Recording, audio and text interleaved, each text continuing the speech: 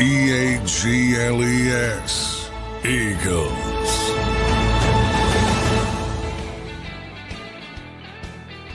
And welcome in, everybody, to a Monday morning edition of Birds 365 here on JAKIB Sports. I'm your host, Zander Krause. That's my co-host, John McMullen.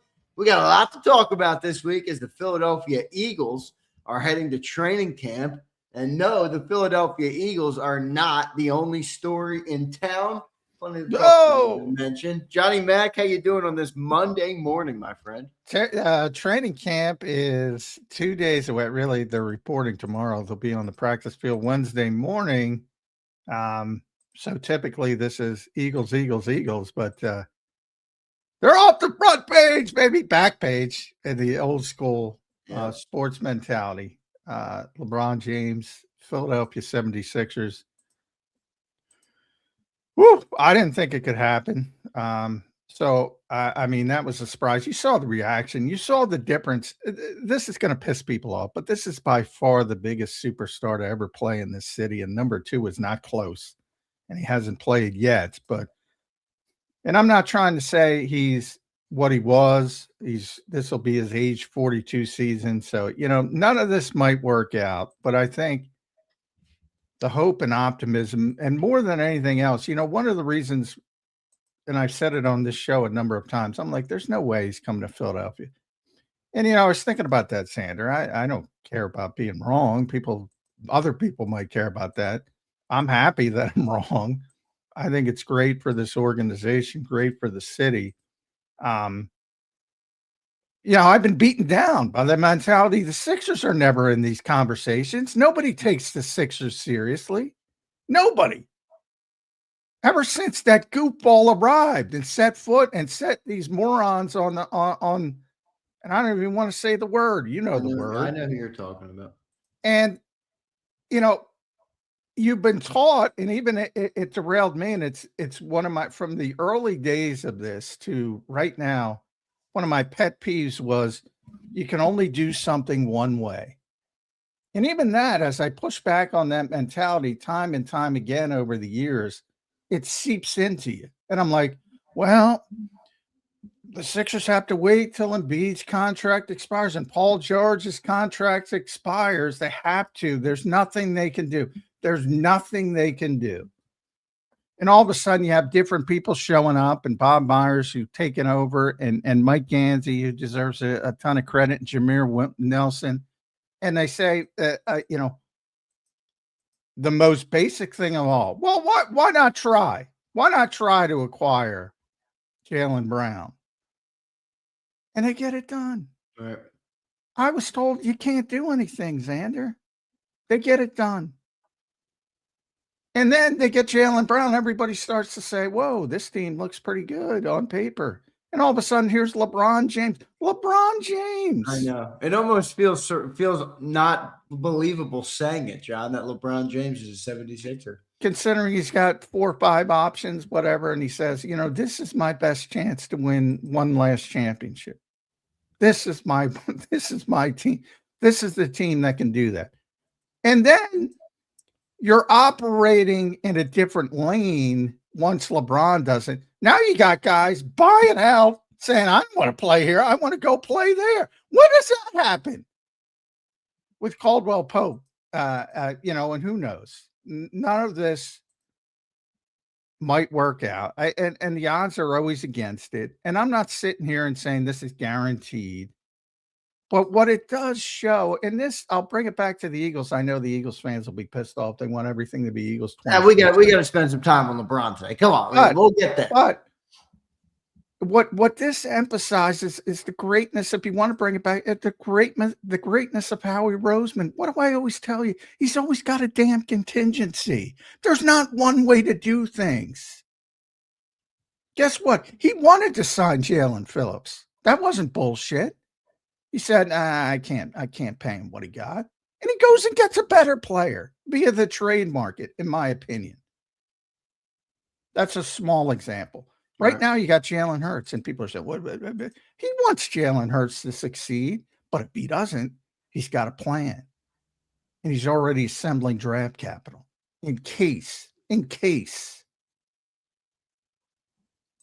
Everything's different. All sports are not the same, but you need damn contingencies.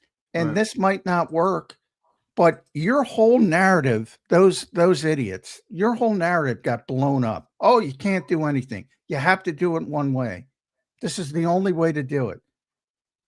They proved, and actually, the Sixers tanking proved it as well, and it didn't work out when they tried to acquire Andrew Bynum, and it didn't work out. He got hurt, and God forbid, LeBron is still a top 20 player in the world, which is amazing to begin with. He's 41 years. Think about the championship pedigree, the playoff experience he brings to this young group of great players, John. I mean, he's got 10 finals appearances in his career. I mean, I can't even. You got to go down. He's a 21-time All NBA player. This is the other. That is crazy. 21-time All NBA. This is not All Star. He's like a 22-time All Star. Right. 21-time All NBA player, either 13 times first team, second, third team. They do 21-time All NBA player. That's another part. Forgive me for my enjoyment. The idiots for all that had to say, oh, LeBron's not one of the best players in the world. There's only 3 fucking people in the conversation, and he's one of them. Yeah, you can make arguments for Michael Jordan. You can make arguments for Wilt Chamberlain. That's it. And LeBron James. That's it. And I've been saying for over a decade, he is the most well-rounded basketball player who ever lived. Like, you can have your definition. Jordan's a better closer. Right. You can have your depth. As far as doing everything, this is a 5-position player in his prime. All NBA defender in his prime. Again, 21. This guy is different. And to your point, like, he hasn't won enough titles for people, and he's lost too many finals appearances. Think about the stupidity of that. Oh, you got too many finals. You're in 10 NBA finals and you only won 4 of them. Yeah, right. It would have been better for you to get bounced earlier in the playoffs. I mean, well, no, John, we know one thing that I hate too, and you already mentioned it, but I haven't seen it too much, but that the people who are like, oh, this isn't going to work. And I'm like, who gives a shit? They haven't gotten out of the second round in the last decade with this whole. There's a lot. There's only upside to this. I don't see there's any downside. There's no downside other than hope and optimism to a long-suffering fan base. That's it. I think it's probably everything. If you tell me as an odds player, what do you think the Rams are the best team in the NFL? And most people do. The odds are they're not going to win the Super Bowl. Something's going to happen, and they're not going to win the Super Bowl if you're playing the odds. And I don't even think that the Sixers will be the favorite to win the finals, but they'll certainly be amongst the top 4 teams. You still have Oklahoma City, San Antonio out west. You have the Knicks in the east, and they're probably 4th, coming into it. I'm not saying it's going to work by any stretch, but again, and maybe Kentavious Caldwell-Pope explains it more than anything else. And I don't know how much he has left in his career, maybe nothing. But he's been a really good role player on two NBA championship teams. He's at the end of his career. Maybe it doesn't work at all. But he's not thinking about playing with the Sixers. When you talk about, well, you have to pay this guy this, and part of it is that because of the structure of the NBA now, that LeBron had to play for $4 million if he wanted to play, and that would have been the same in any city. So it's not like he took less money. He doesn't need money, but that would have been the same wherever he chose. But now guys are considering the Sixers. So this might be the in-season buyout market is more important, which it's a rule I hate. And I wish the NBA would close it because they just pick and choose the team they want to go to. Guess what? They're going to pick and choose the Sixers now. It's amazing. Unbelievable how the tables have turned here in Philadelphia. I can't wait for Sixers season, folks. We might need to do some Sixers content here on JAKIB Sports. John, a couple other basketball questions. I know everybody, it's training camp week. We'll get into it. But I got news. When LeBron James, as John pointed out at the start of the show, maybe the biggest star to ever play in the city. No, maybe. Take the maybe off. It's not Kelly, close. that's your opinion. That's maybe not close. The biggest star ever to play here. All right. We will have to discuss it. John, what do you think as a basketball guy yourself? What do you think of the usage conversation? A lot of people talking about they have a lot of players who have a big, heavy usage rate, ball-dominant players. How do you think that will work out with the Sixers? I do think Nick Nurse, as the coach of the team, is going to have to figure that out. Now, it's a good problem to have when you have that many great players, but I do think it's something he'll have to figure out. How do you see that, J-Mac? Well, I think you're talking about three people, really, because LeBron has already proven. Now, maybe it's easier when you're the star, but he's always been a very team-oriented player on the floor. And that began last year when he took a back seat from a scoring standpoint to Luka and still averaged over 20 a game, whatever he averaged. But I don't have any worry about LeBron James doing it. VJ Edgecombe early in his career. So you're talking about Maxey, Jalen Brown, Joel Embiid. One of the positives, and by the way, I still think these guys have proven, and I'm talking about Mike Gansey and Bob Myers, have proven, and Jameer have proven they're willing to try some things. So they're going to make some calls. They're going to be Howie. They're going to make some calls. Hey, you want Joel Embiid? Well, you know, we'll take Anthony Davis. Right. But it was positive that the news came out that Jalen Brown, who's had some issues with LeBron because I guess he insulted Bronny at one point.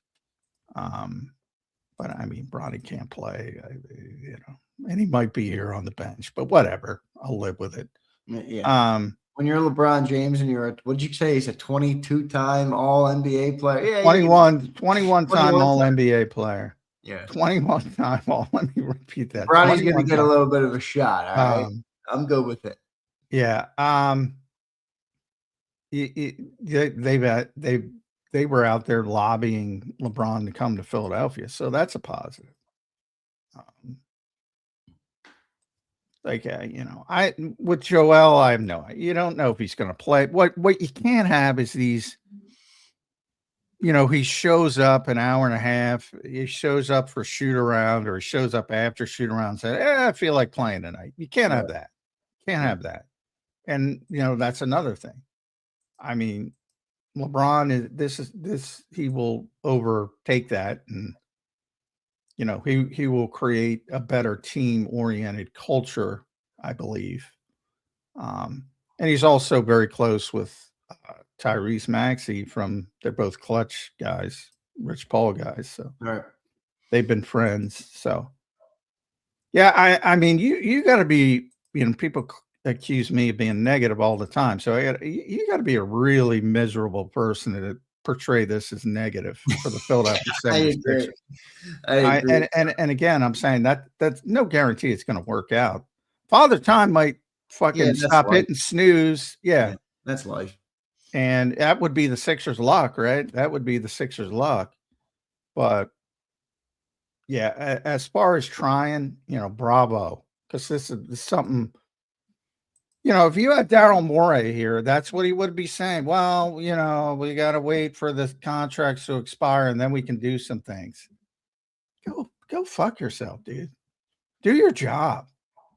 And that was the worst part of dealing with all those people who portrayed that kind of mentality, is like, well, what would you do? Well, I'm not an NBA executive. Mike Gansey just showed you what to do. Right. That there's options. There's ways to do things. Exactly right. No doubt. All right, Johnny Mac. One last comment I have on this that I saw, because a lot of people, you mentioned it a little bit earlier. It shows you that LeBron chose this final destination as a place that he believes he can win a ring. I think it shows Philly fans enough reason to be optimistic, because one of the greatest basketball players of all time, who I believe is one of the best basketball IQs of all time, just looked at all his options and said, I think Philadelphia is a great spot for me to go and try and win a ring. But for all the people who say LeBron is a ring chaser. I'll give you a quote I read yesterday from Derek Fisher. You're not ring chasing if you're the guy creating the rings. And I think that's a great quote there on LeBron James. It's not like this team has a bunch of rings and LeBron is coming along for the ride like Kevin Durant did in Golden State. But all right, John, that's going to wrap up our LeBron convo. Any final thought there before we get into some training camp talk here on a Monday morning?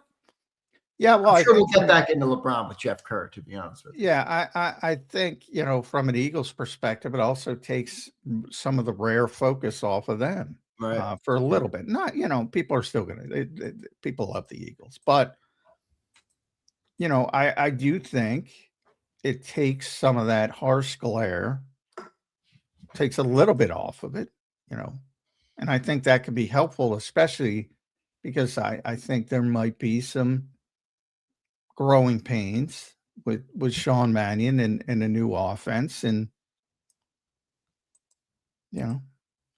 maybe it helps a little bit. Not saying a lot, but typically, this would be Eagles now until January, hopefully February in Philadelphia. Got some competition now. Yeah, man. No doubt, John. You already see, go on StubHub and try to get some Sixers tickets. You get that for $5 on, we might have some deuces to be given away here on JAKIB Sports, John. There we go. There we go. But,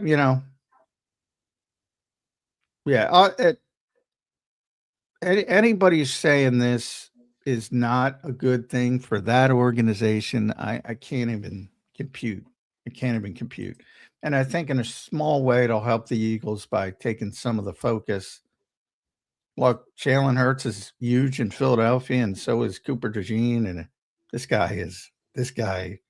guy's known the world over. This is one of the most famous people in the world. Yeah. You go back to when he came here and Slay was still on the team. You remember the clips?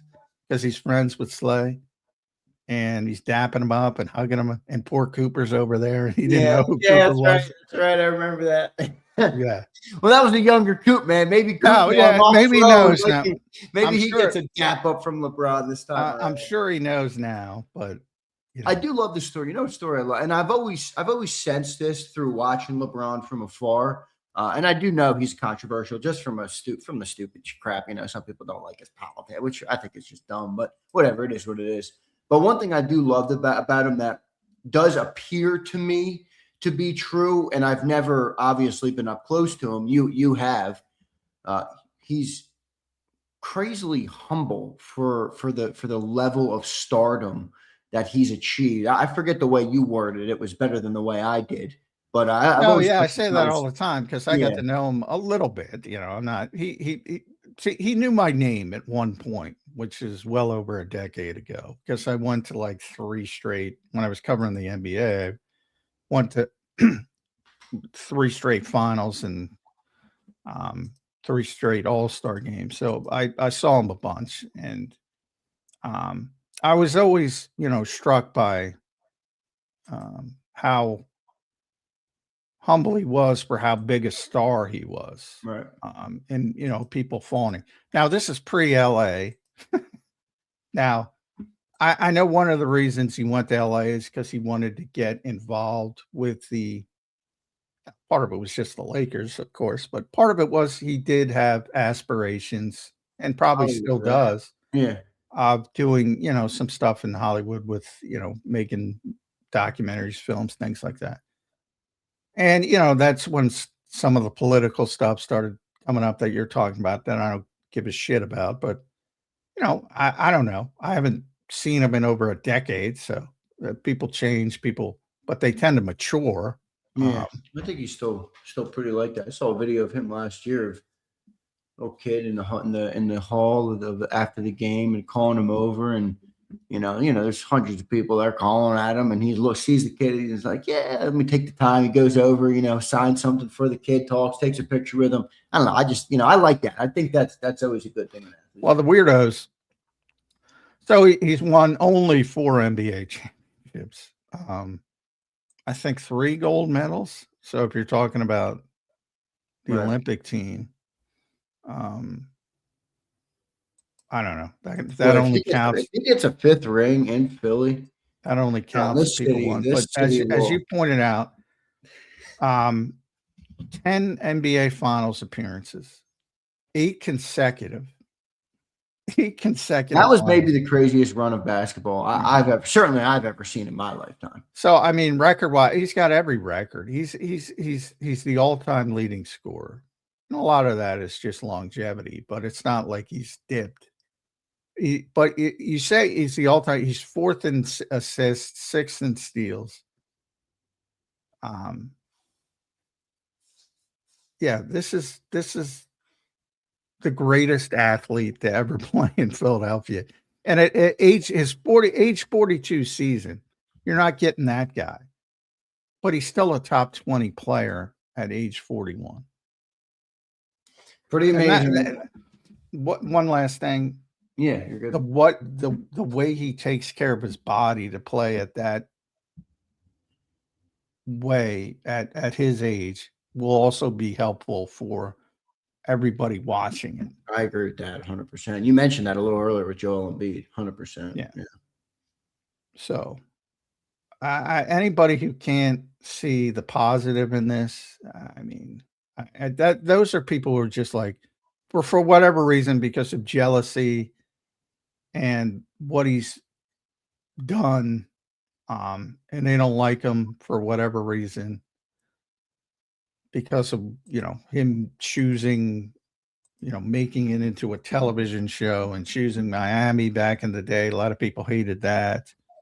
A lot of people hate the going from Cleveland back to Cleveland, then to LA, whatever, for all the reasons. I mean, they just say, all right, I was jealous and enjoy the ride. Yeah, right.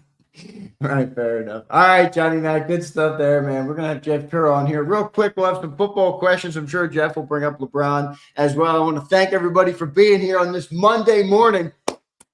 Camp is here, everybody. Camp is here. LeBron's in town. A lot's going on in the city of brotherly love. He might be the best tight end in town, too, if he decided to play tight end. Even at 41 years old, John, maybe, man. Maybe. John, camp on the horizon, my friend. They report tomorrow. First practice Wednesday. Give everybody the rundown on what it looks like this week and what to expect if you're watching at home and you're keeping up with the social media postings of the beat reporters. And one John McMullen. What's going on this week for the Philadelphia Eagles as things kick into gear? Yeah, they are on the field Wednesday morning at 10 o'clock. Nick Sirianni and probably Howie Roseman typically speaks before the first practice, but that is not scheduled, but it rarely is, and he tends to show up and wants to do it. So if you want to hear from them, it'll be early. It'll be 9:30, and they'll practice again on Thursday, and that'll be 10 a.m. again. Vic will talk before practice.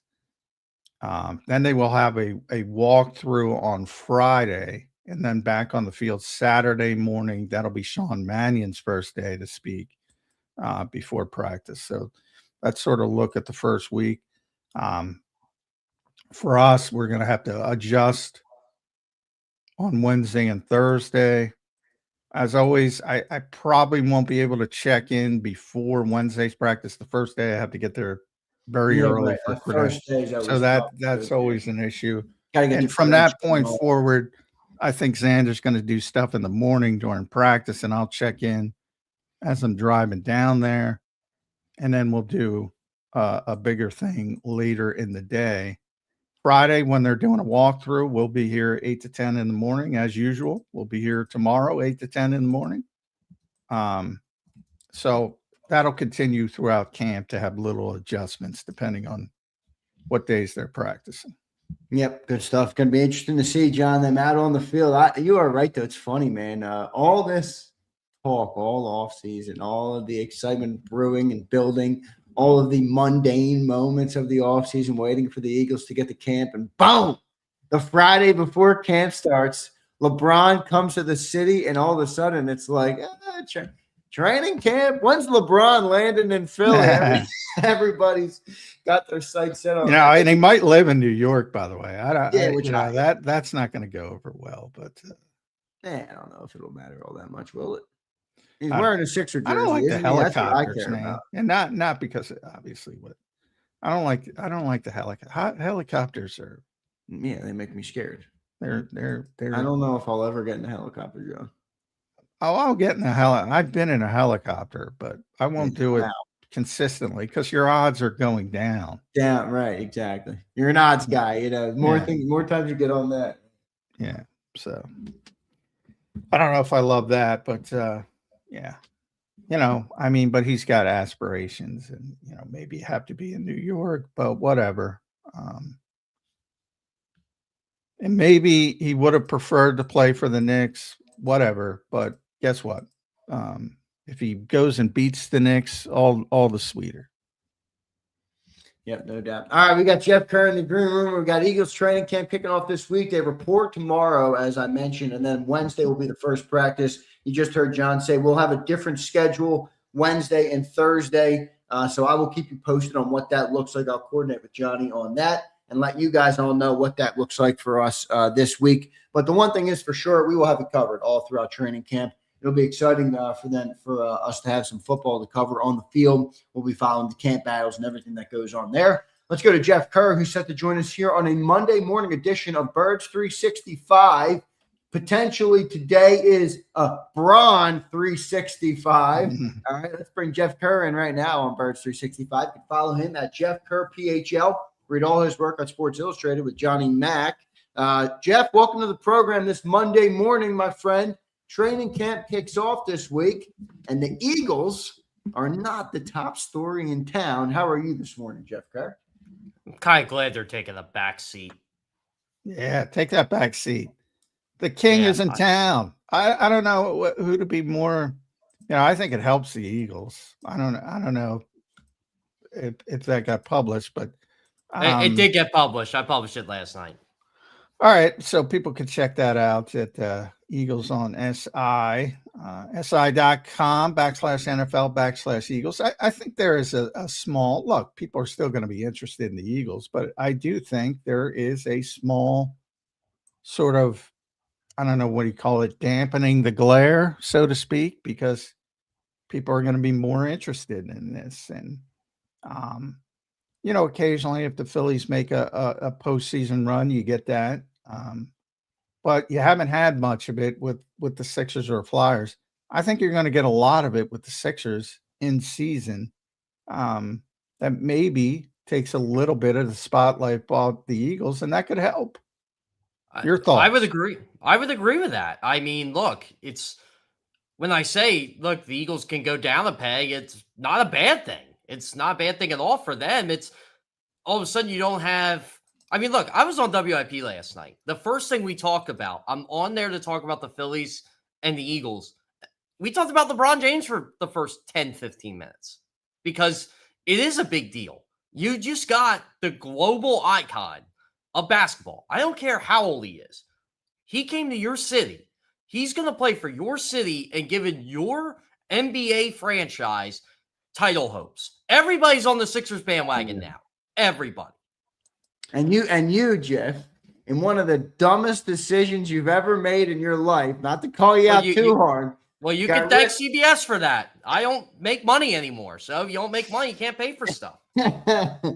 Well, I know that's.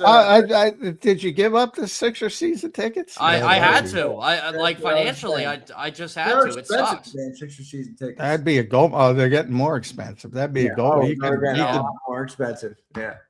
I probably will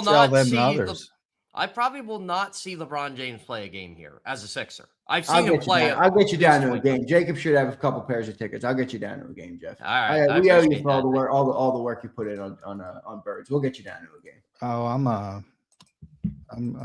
I'll probably go down.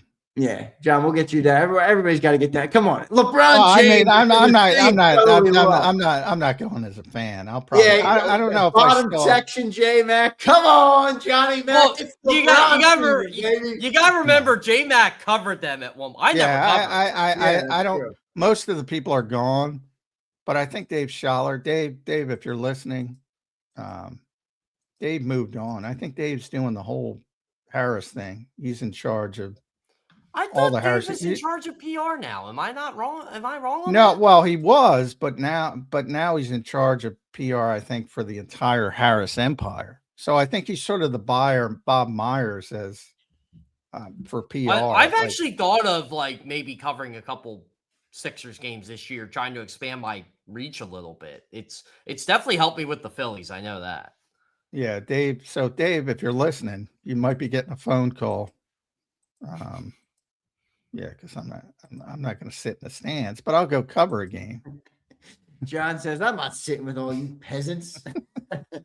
No, John's like me with fans. It's that's not the reason. That's not the reason. The reason is that's how it comes off. I'm just telling you. No, John. The reason is I don't want to deal with all the nonsense. I just want to go in, sit, and watch the game, and I'll cover the game. Yeah, well, I got news for you. The nonsense is going to a different level when LeBron James is on the team. You know what I mean? You're gonna have to. You know what? There's already nonsense going on. Like I know a lot of writers from baseball, from football that are Knicks fans, and I've seen the tweets, the arrogance already. Oh, now the Sixers will lose in 5 to us instead of 4. I'm like, what do you mean us? Aren't you supposed to be a journalist? Well, don't even get me started on that. You see the back and forth between the two radio stations in town. Oh, you're not ridiculous. A fan. We're fans of Philadelphia. Shut the fuck up. You're not supposed to be a fan of Philadelphia. You're supposed to cover the teams. It's a little bit different. It's so ridiculous. Like just the whole back and forth. I actually like kind of the backhanded compliments one is giving to the other right now. If you guys go on Twitter, you can figure out what it was. There's a couple cryptic tweets that are making fun of the other station, the station that's going after the other station. It's actually really entertaining for me. I haven't gotten into it too deeply, but when I cringe. I'm like, we're Philly fans. I'm like, oh, okay. I don't want you to be a Philly fan. I want you to criticize the team. The first caller I got on WIP last time, I was on with Rob Ellis. I stayed on for the calls because I was at the game. And someone said, why are you so negative about the Eagles? I'm like, I'm not negative about the Eagles. Do you think the Eagles are better by trading A.J. Brown? Because I don't. No, I don't. I'm not saying be critical to be critical. I'm saying just cover the team objectively. Yeah, that's what I did. Like, everybody liked the Phillies conversation I had. I said, look, this is the reality. This is who they are. They're not a World Series team, but they're a good team. They don't have to sell the team. They don't have to trade everybody. I think they should trade this guy. I think they should trade that guy, maybe mix it up a bit. But I don't want them trading a Gage Wood or, someone like that for okay, so you might lose in the divisional round? By the way, that Yankees-Phillies series, that was a beautiful offensive showcase until Will Warren showed up. Will Warren, it's funny because one of my friends on the Phillies beat actually grew up a Yankees fan, and he joked with me like about a half hour before the game where we're getting dinner, and he's like, "Yeah, the Phillies are going to score at least 5 tonight." Yeah, what they score in the first 2 nights? 2? I don't know. They scored 1. They scored more runs in the third inning last night than they did the whole series. Yeah. 2 awful offensive teams, but Will Warren showed up through batting practice, so it makes it look a little bit better for the Phillies. But they're an ugly offensive team right now.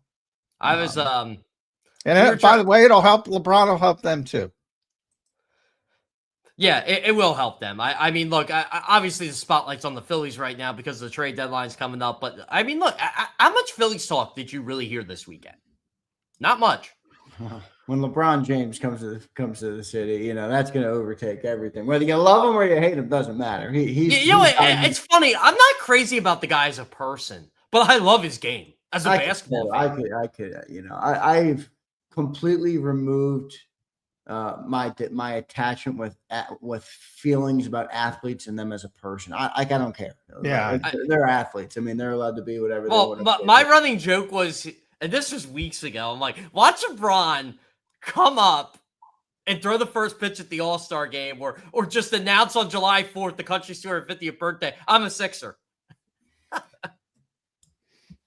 Yeah, I didn't think it was going to happen, and one of the reasons I didn't think it was going to happen, I don't know if you listened to the opening part of the show, was that I've been beaten down by the Sixers mentality since you know what, and you're like, you can't do this, you can't do that. I was told you can only do it one way.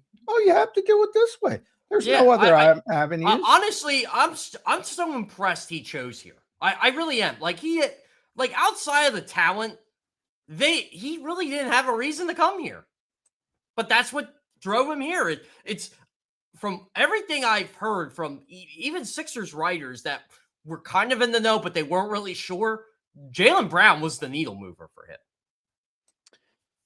Yeah, I don't know who. I mean, I know he's close with Tyrese. I know they're friends from their Clutch relationship, Clutch Sports, Rich Paul, their agent. So I know they're close. I know him and Jaylen Brown had some issues when Jaylen Brown criticized Bronny at one point, but I think that's been fixed. Probably water under the bridge now. Yeah, and now word comes out that Joel, who's not been tweeting about basketball, only been posting. Excuse me, Elon. He's been trying to get him to come here as well. So that's a positive. There's not much negative about here. And I think who best describes it is Kentavious Caldwell Pope. Yep. Who might be a nothing, but he said, you know what? I'm going to go play with LeBron James. What I tweeted when that happened, again, screwing up, when I posted, this is the Sixers are now operating in a different lane. People want to come here.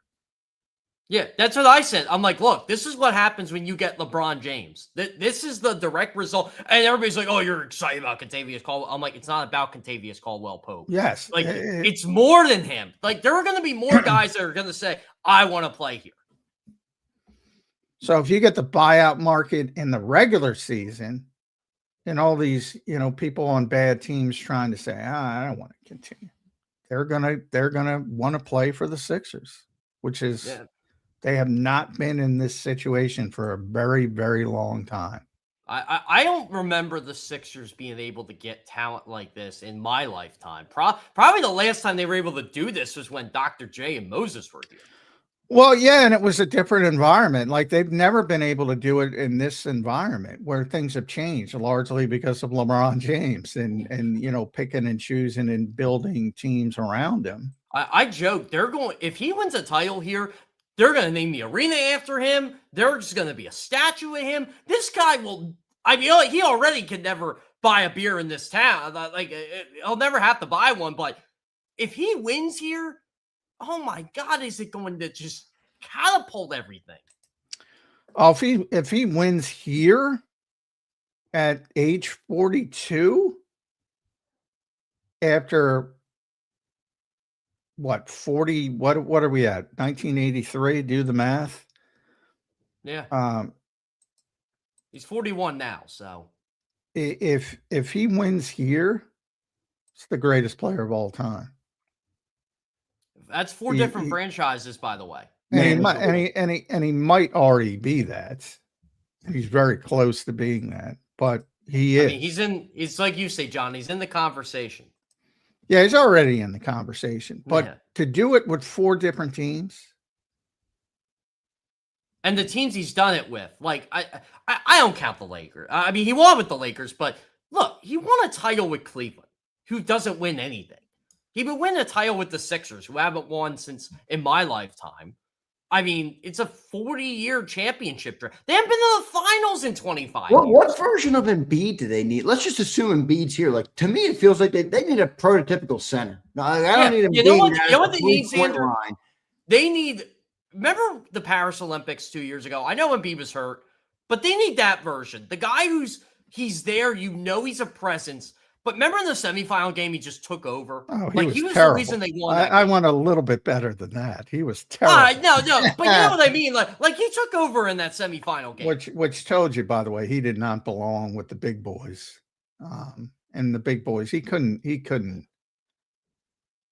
and look, he's an obstacle to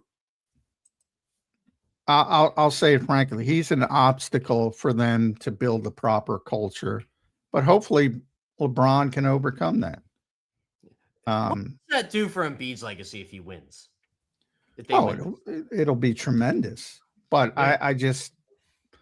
I don't see it, but hopefully. I don't know what it will do for Embiid's legacy, but if LeBron will be, oh my gosh, can you imagine? This city will they will have. He was along for the ride with that gold medal. That was Steph Curry's gold medal. He kind of lifted them. France was a France. But I'm sure him playing with LeBron, I'm sure they became friends, or at least, I mean, they saw a lot of each other over that month and a half they were together. Yeah, that's why I'm surprised LeBron's here. Yeah. I digress. It was funny. So, get to learn Ariel Huckporty and Anthony Bona. Hopefully, those guys can play a little bit. Yeah, Adine Bona. Adine Bona. Yeah, Adine Bona. Mikal Bridges was at the Phillies game on Saturday, and they wouldn't let him talk to the media about it because they knew we were going to ask him about it. But he knew it was crazy. He goes, it's crazy here right now. By the way, don't sleep on Anthony Simmons as well. No, that's a really good draft pick for them. Oh, sorry. No, not the draft pick, not Philly. The signing. Yeah. Sorry, John, you broke up there. Yeah, I'm having internet problems again since the heat started. That's pissing me off too. Don't sleep on him. I thought it was on my end. Yeah, you never know. Evidently, it's on my end, so no worries. But all right, back to the Eagles. And that mentality of I think the person that helps the most is Sean Mannion, because Sean Mannion. I mean, I don't, there's a lot of pressure on him. I don't see any way. And again, hopefully I'm wrong. I don't see any way there's not growing pains with this offense. See any way around it. No, we were discussing again. I was on a couple radio stations. So we were talking about this last night. I'll plug my WIP segment. We're concerned. Do they go back if this thing doesn't work, or when do they go back? Do they just say, "Hey, we're better off doing it this way. Jalen can't do this or Jalen can't do that, but we know we can win with Jalen this way"? I don't know. And you know what? I don't even think it's going to be Jalen. I think it's going to be the talent around him if the offensive line's not healthy. Well, I think the mentality is they're going to give it a chance. They're not going to be. Yeah, I think everybody goes back to 2024, but they forget they don't have that. They had the early bye week. That was a big part of it. They had a chance to step back and say, all right, they don't have that this year. So the bye week is not till week 10 or 11. I forget exactly. Which is what Sirianni prefers, by the way. He was not. Oh, yeah. Well, you always prefer, but it really worked out. No one thought that was the early bye week was good in 2024 until it came and it helped them. Yeah. Generally, you want it later in the season so guys can take a little bit of a respite and they're banged up. So, I actually think it's for the front office. I think it's pretty good because the trade deadline got pushed back a week. Yeah, now it's and Howie's usually, but it's still not that big of a deal. The trade deadline in the NFL. It's getting to be a bigger deal though. I think more teams are dealing and dealing. Obviously, Jalen Phillips is a big pickup last year, but you're not going to see multiple moves or big ships like that. But it's more relevant, no doubt.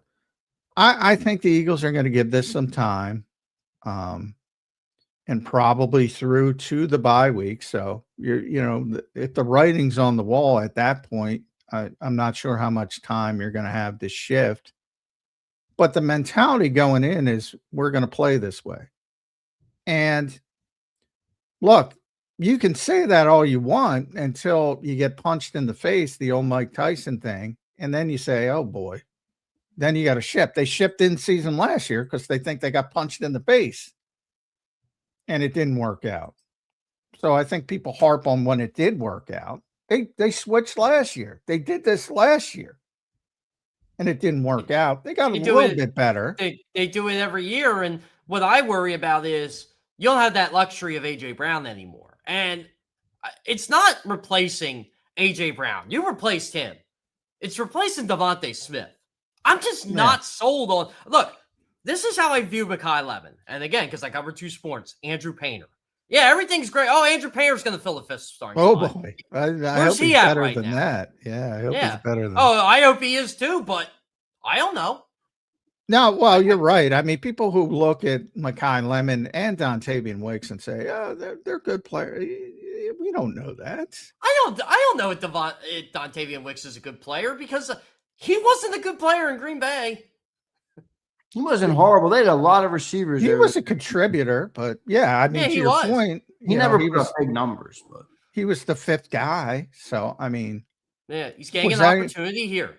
That's I think when the Eagles were beating the Packers, people certainly they're not that good at wide receiver. Well, he's number 5 if they're not that good. Yeah, I mean. I've seen Hollywood Brown be a good player. He hasn't been that player since the foot injury. But if he's your 2, you're in trouble. Oh, yeah. Yeah, he can't be the 2. But he's a nice insurance policy. He's good depth. But John, if he's your 2, I'm running your 53 tomorrow, by the way. I put mine up today. I'm going to put yours up tomorrow. Did you go with 5 receivers? Yes. I did a little interesting. I didn't keep a long snapper, and I didn't keep, and I kept 4 quarterbacks. You played the roster gymnastics. Yeah. So I thought about that too. Squad game. Yeah, I thought about that too, but at the same time, I'm like, well, they could technically waive Rocco Underwood, but he could get claimed. I don't think anybody would claim. Yeah, well, I did put. Look, if there's a long snapper injury close to the deadline, then I reserve the right to change my mind. But if not, they could get them through waivers easily. Nobody's changing long snappers at that point. And then you just start them on the practice squad, elevate them for 3 weeks. Same thing, a punt returner with Britton Covey, elevate him for 3 weeks. And then week 4, usually by week 4, somebody gets hurt. It takes care of itself. Or then you have to kick the more difficult decision down the line, but they need roster spots for Uar Bernard and Cole Payton, unless they trade Tanner McKee or Andy Dalton. Yeah, I'm bullish on this. I think Cole Payton stinks. I don't think they should reserve a roster spot for him based on everything you've told me, everything I've read. I'm like, no. Well, to be fair, in the spring, again, you can only report what you see, but to be fair, in the spring, all the quarterbacks look bad. Yeah, but Cole Payton is also a 5th-round rookie. I don't know. He also gets very few reps. That's the problem when you have 4 quarterbacks. The 4th guy isn't getting a lot of reps. So it really comes down to they know he's a long-term project. My belief is they want to keep working with him. They also thought Clayton Thorson and Kyle McCord were long-term projects. Well, yeah. That's fair when they drafted him. And again, if he shows up and he's just pathetic like Clayton Thorson, then your thinking changes quickly. Yeah. So he can't just show up and have a terrible summer, but if he's okay, then I think they want to continue to work with him. And Uar Bernard is a guy they know is going to take multiple years, and they have to find a roster spot. And that's why I'm okay with that. It's like you knew that going in. Yeah, they knew that. So they're deep at that position, so you can afford to do that. Well, it takes away from somewhere else. The problem is, I kept 6 defensive tackles, and that'll run. I did too. That's a lot of defensive tackles. Yeah, I kept 6 defensive ends because I just assumed Brandon Graham's coming back. Yeah, potentially.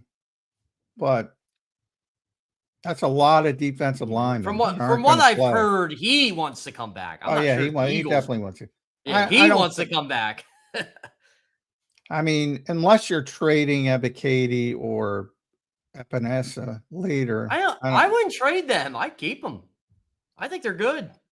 I think Epinesa could be a very under the radar. I liked him in Buffalo. When they got him, I'm like, oh. Yeah, he's a good player. I don't know if he's healthy. That's the thing with him. Well, that's the thing. Yeah. But that's why. I mean, look, John, didn't they bring in Chandler Martin again last week? He's a good player when he's healthy. They didn't sign him. They brought him in to look at him for a visit. They probably, he tore his ACL late last season. They probably want to see where he is physically. They might sign him before the start of camp. But not officially back yet. Although I wouldn't be surprised if he's back by Wednesday morning. But we'll see. A couple of guys on my on the Ravens beat, we were kind of joking about. I'm like, oh man, are you guys bummed you didn't get to see Diego Pavia throw? They're like, yeah, we saw him throw. We're good. There's a big difference between even the SEC and the NFL that people don't realize, I think. I always got because I love Diego Pavia as a college player. I loved him. I did he's too. Not an NFL quarterback. Not an NFL quarterback. He might have a couple screws loose too. Yeah, he's an interesting cat as well. I'll tell you what, you turn around the Vanderbilt football program, that's like winning a title for the Sixers, man. Beating Alabama for Vanderbilt, they upset Zander school. That's like the Sixers winning a championship. No, it is. Like, that's why James Franklin was, this is 15 years ago, but that's why he had so much praise. Like, this is before you could pay people. Like this guy won 9 games at Vanderbilt. Yeah. They won like a total, I think it was 8 games in the 5 years before James Franklin's second year there. And James Franklin won 9 games. He's a good recruiter. I don't know if that matters anymore. I don't think it matters. I don't think it matters as much. I think it's. I was told this by an SID, a major SID. It's actually really simple now. There are 2 questions you have to answer. How much am I going to play, and how much are you going to pay me? That's sad. It is, but it's the reality. Yeah, and that complicates things for the NFL. I mean, Did you hear the Sarkisian quote this week, John? No. What did he say? They had to cut players to manage their cap. Come on. Well, yeah, they're hiring guys that they all have GMs now. Yeah. That's what it's going to become. That's what it is. It's minor league football. Yeah. That's what it is. Minor league football that's paying more for players than the NFL. It's sort of like the USFL, back to the original USFL. I mean, I literally told people like when people get on me, especially the draft people, this draft class sucks. Whenever I say that, I don't know what I'm talking about. I'm like, no, there's a reason for what I'm saying, because the best players are staying in school. You should know that as a draft person, but you don't. So. Well, I don't think the best ones are, but if you're a first round pick, you're going. But yeah, but there are a lot of them though. Like in the middle rounds, it's not the middle. That's where it's hurting. A guy like Trinidad Chambliss, is fighting to stay in college. Like there's a guy who, is probably going to be a 4th round pick in the NFL, whatever, but a decent pick. Maybe seeks into the 3rd round because of the inflation of the position. I love that term, by the way. I'm going to start using it. How much do you think Zion Wilson was going to make this year before his 6th season was taken away from him? It's a good question. I mean, he's getting a lot by the Eagles. Well, the quarterback, he's making a boatload. Chambliss is making way more to play at Ole Miss than he would be to be a 3rd-string quarterback in the NFL on his rookie deal. I mean, there's a reason. I mean, Rocco Beck's going to make some good money at Penn State this year. Boy, college football's broken by that statement. Broken. Say that statement again. Rocco Beck is going to make a lot of money at Penn State. Boy, everybody thinks we've lost the plot. Yeah, everybody thinks I was so bitter when Ohio State won a couple years ago and Michigan won. I said, best team money can buy. They go, what do you mean by that? I'm like, no, they spend a lot of money on their football program, and they won. Plus Michigan had J.J. McCarthy, so who didn't need to throw a pass against Penn State. That's a joke. Which is awesome. Yeah.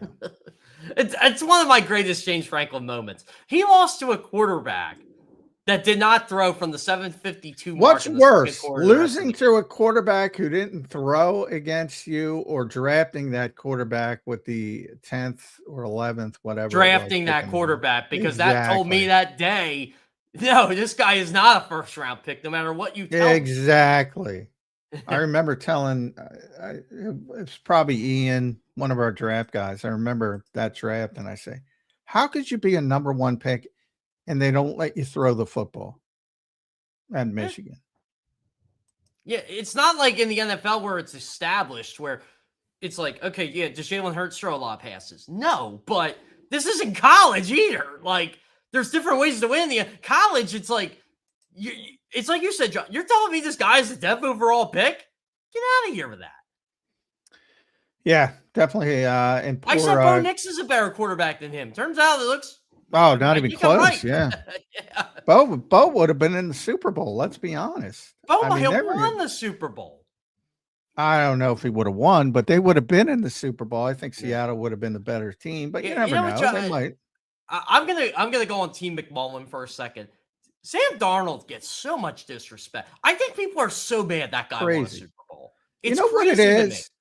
People made up their mind, and they can't. Same thing with LeBron James. You got this group of people, they made up their mind, and they can't admit, you know what? Things change. Maybe I was a little harsh. Yeah, or maybe he got good. Or maybe he got good. Yeah, exactly. I warned people when he was in San Francisco. This guy's got a lot of talent. Zander knows. I've been on that train for years. For a while, yeah. I was surprised he didn't beat out Brock Purdy. I was like, you can ask Jody that. That goes back to the I Jody think days. Kyle Shanahan might have wanted him to beat exactly. out By the way, Kyle Shanahan. Yeah, how did that go like under the rug for 10 days? Yeah, that's a controversy now because Florio's tweaking people. Now you got even I think Don Van Natta was taking shots at Florio. It's like I have to listen to Pro Football Talk this week. The reporting. Yeah. Because a lot of things, like, people don't understand. Seems like it was a nasty accident Kyle was in. Yeah, it really did. Like, if you see some photos of Shanahan, it's not pretty. Yeah, hopefully he's all right. So I think what people don't understand is, and probably Don is, if not the best investigative reporter right now. Who's the other ESPN guy? I'm forgetting. I mean, Shap's an investigative reporter if we really want to go that route. I'll come up with the name. But anyway, so Florio's out there, Mr. Aggregation, by the way.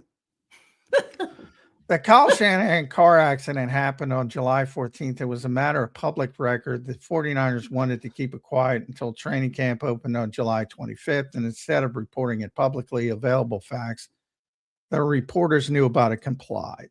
Now, so Don Van Natta, who again is, if you don't know him, he is, if not the best, certainly amongst the top 2 or 3 investigators. He broke Spygate. Yeah, I mean, guy's tremendous. So, and Don just tweeted back. Well, first of all, Florio had wrote, and as Jake Glazer of Fox told me years ago, true journalism in sports involves finding out the stuff they don't want us to know, not reporting something that's going to be announced in 5 minutes. That's the stuff that's handed to Schefter and et cetera. Schefter and Rapport, yeah. Implicit in finding out is, after doing it, finding a way to report it. I went through this last week. You have to find a way to report it. That's the hard part. And then Van Natta said, seriously, Florio, we put a question mark. I've done this kind of investigative work for 14 years, and you piggybacked on all my reporting and monetized it. And you learn how this speak truth to power thing works from insider Jay Glazer. I can't stop laughing because Jay's just handed shit. Yeah, exactly. And and Don should be upset because like we've all done this, like we've broken news and people make money off it. Yeah. And that's why our business is done. The aggregators, yeah. Truth to power. And then Tim Kawakami was out there. It's like, the difficult part is finding a way to report it. That part's true. Yeah. Yeah, that's just it. Because you got to go to somebody and say, "Hey, can you confirm?" Yeah, you got to go to somebody, and they conflict. I went through this last week. Like I said, it conflict, and they said, "I have this news that I know is to be true, but I can't report it yet." I had to deal with that a couple of years ago with a big story that we ran with because we didn't get a response, and I got berated for it. I'm like, wait a minute. I went out to you. I reached out. What do you want? You didn't give me anything.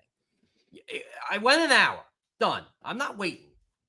So Tim Kawakami used to work here years and years and years ago, but now has worked for years in San Francisco. So he tweeted, Florio can attack me all he wants. He's trolling, which he does sometimes. I knew around Thursday that Shanahan wouldn't do the presser yesterday. I knew he likely wasn't going to be coaching at the start of camp. I could guess why. I don't know exactly. And that's the thing. I mean, people jump to conclusions. Like if somebody like Tim or Don Bandana or somebody here, like, locally, like Jeff or McLean or and they get information, they're going to report it if they get it locked up, but there's a lot of things you can't get locked up. There's a lot. Yeah. Unless you're getting it from the horse's mouth. And the stupidity of the 49ers, if that's the option of like, what does it matter to wait till July 25th? I mean, it doesn't affect anything. No, it doesn't. It's just, but if you show up to camp the first day, and look, I'll say this, the on-SI reporter for the 49ers, I guarantee you, if he knew, he would have said something because that's just how he is. Yeah, he's not well liked. No, he's not. I've learned. I've learned that too. But anyway, another tangent. John, we're supposed to be like him. That's what the company tells us. I said, nah, I'm good with that. I'm good. Oh, so just blurb a bunch of shit to try to be controversial. That's what I hate about this industry. Yeah. That's what I don't like either.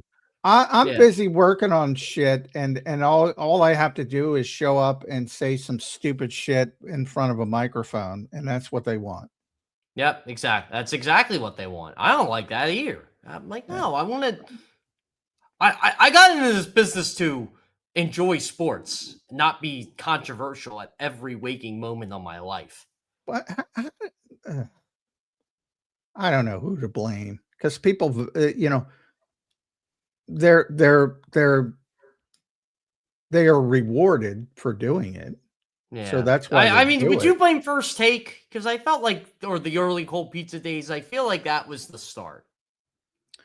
I don't know. I think the start is when you have people running. I think that when you have people running companies that don't understand what the goal should be, I think that's where it started. I go all the way back to when Jamie Horowitz took down all the reporting from Fox and went complete video. Yeah, pivot to video. You know what? I worked with a lot of guys at CBS that were with Fox and they were building something and they were just gone. Completely gone. Yeah, and it didn't work predictably, but they still seem to think that's the way to go. Yeah, and I don't know. I tell people this all the time. Like I'm not told this, which I'm glad I'm not. But you might want to record Don Mattingly's press conference. You might want to record Alec Boehm tonight. No, I don't want to do that because I think they're uncomfortable in front of the camera. Yeah, well, that's something too. I mean, when we're down at practice or we're down at camp and, you do put something on Twitter, which doesn't pay you enough to. I keep saying Twitter. Really put it. Yeah. I just do it to report the news. I'm like, look, it's part of the news gathering now. It is what it is. Yeah, a lot of news. Well, the problem is, we got a whole day. So if you're down at practice, practice is at 10. It'll probably be first practice, probably only be 90 minutes or so. But and then you're talking to players after practice, talking to coaches before practice. You're not in there till like 1:00. Yeah. Really. By the time you get back to the media house, it's probably 1, maybe a little bit later. And everything's already up there by the aggregators. Yeah. Who pretend they're there, by the way. Yeah. I've said this to organizations. You guys would be so much better if you didn't have to film every press conference. You know that, right? Like, make them watch it on TV instead of on the computer. Like if you're recording it from, like, say NBC Philly broadcast it. I'll just use them as an example. Make them get that from them, not your own state-run website, because they'll just copy and paste whatever clip they want, and then we're done. Yeah, it's frustrating. It's frustrating. It is. And the start of training camp is also the start of aggregation season. Yeah. And you can't call these guys out because they're like, what's your problem? You know what the problem is. Well, you can call them out, but then you're just giving them a larger platform. But be aware of the grifters who aren't there. That's all I'll say. I won't be there, but I won't be tweeting about it. Yeah, well, you're not saying so-and-so caught a pass and that's why everybody, I don't blame people who do it. The people who post play-by-play of practice, and then you'll have one of the aggregators do it like 4 minutes later and pretend they're there. Yeah, they're not. Yeah, that's, but I can't stop. I don't have time to post play-by-play of an Eagles practice. Well, no, I don't care enough. I'm also watching practice. Yeah. So that's important. Well, if you're covering football, it should be important. I don't know if it is important. I think the status is more important now. But I think people who watch this show know they get good information at the bare minimum. They might. Well, you do a good job watching practice and taking notes. Right, like, I mean, you, me, Ed, and Martin have literally sat there and compared our notes. What we saw, what we didn't see. There's no instant replays. They got the big screen if you're sitting right in front of it, but it's hard to do that because then you're missing the next play. Yep.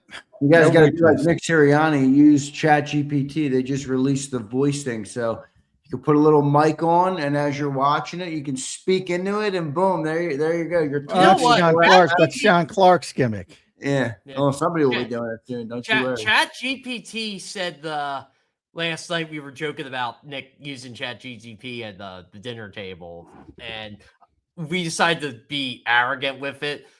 And we were looking up, like, I think they said the 1938 Yankees were like 132-10. We're like, yeah, that's what I think of ChatGPT. Yeah, you got to be careful with that shit because they get a lot of stuff wrong. They do. And you got to double check stuff. You do. It's the reality.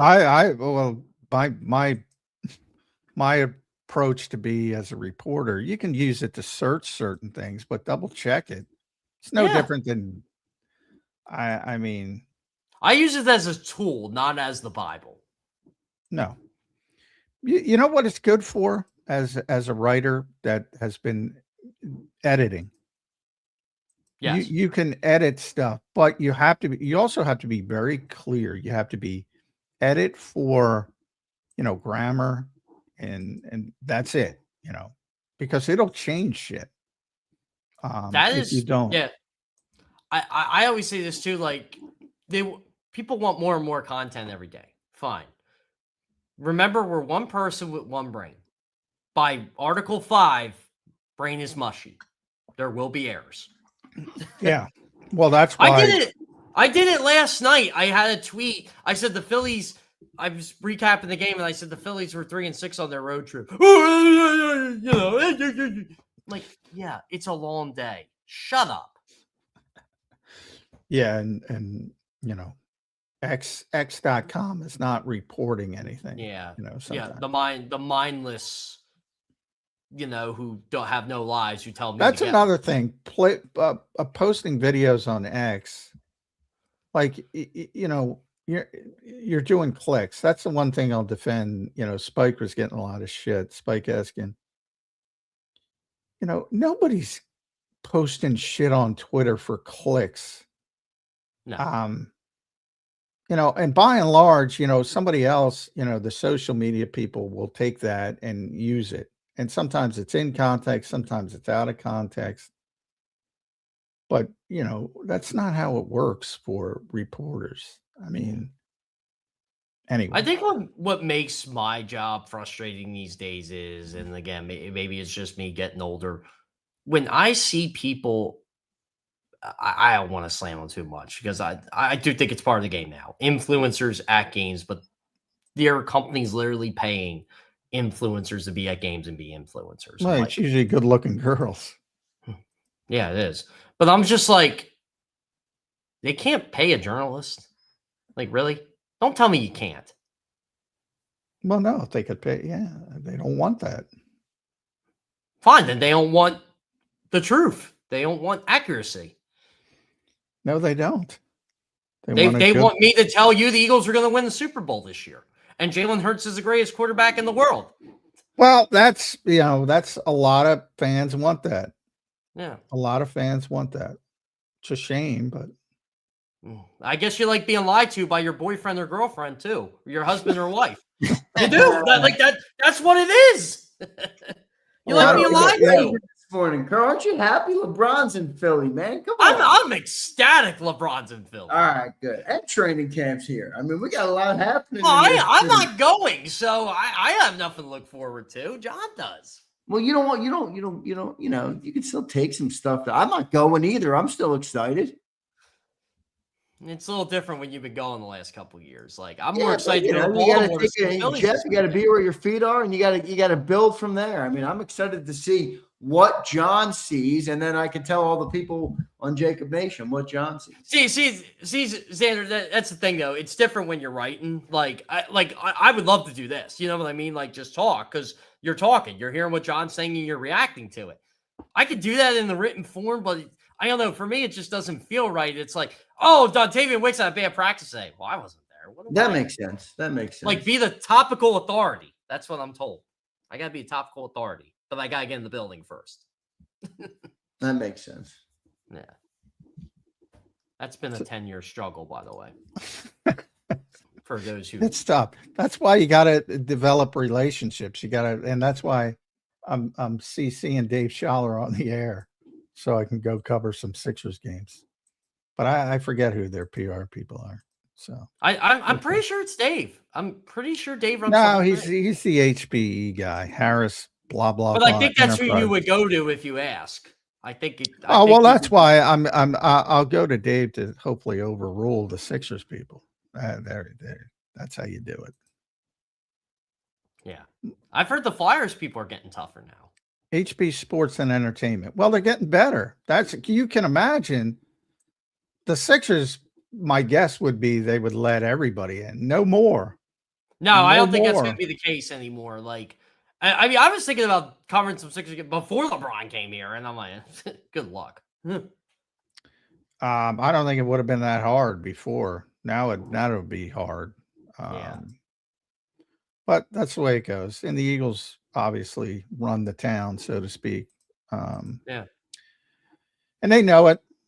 And that's part of it, but yeah, it is what it is. That's how I treat it. It is what it is. Yeah. All right. What else? Defense. What do you like about the defense? Any concerns other than safety, Jeff Kerr? No, I don't have any concern. I think it's going to be a top 3 defense. If we're going to be honest.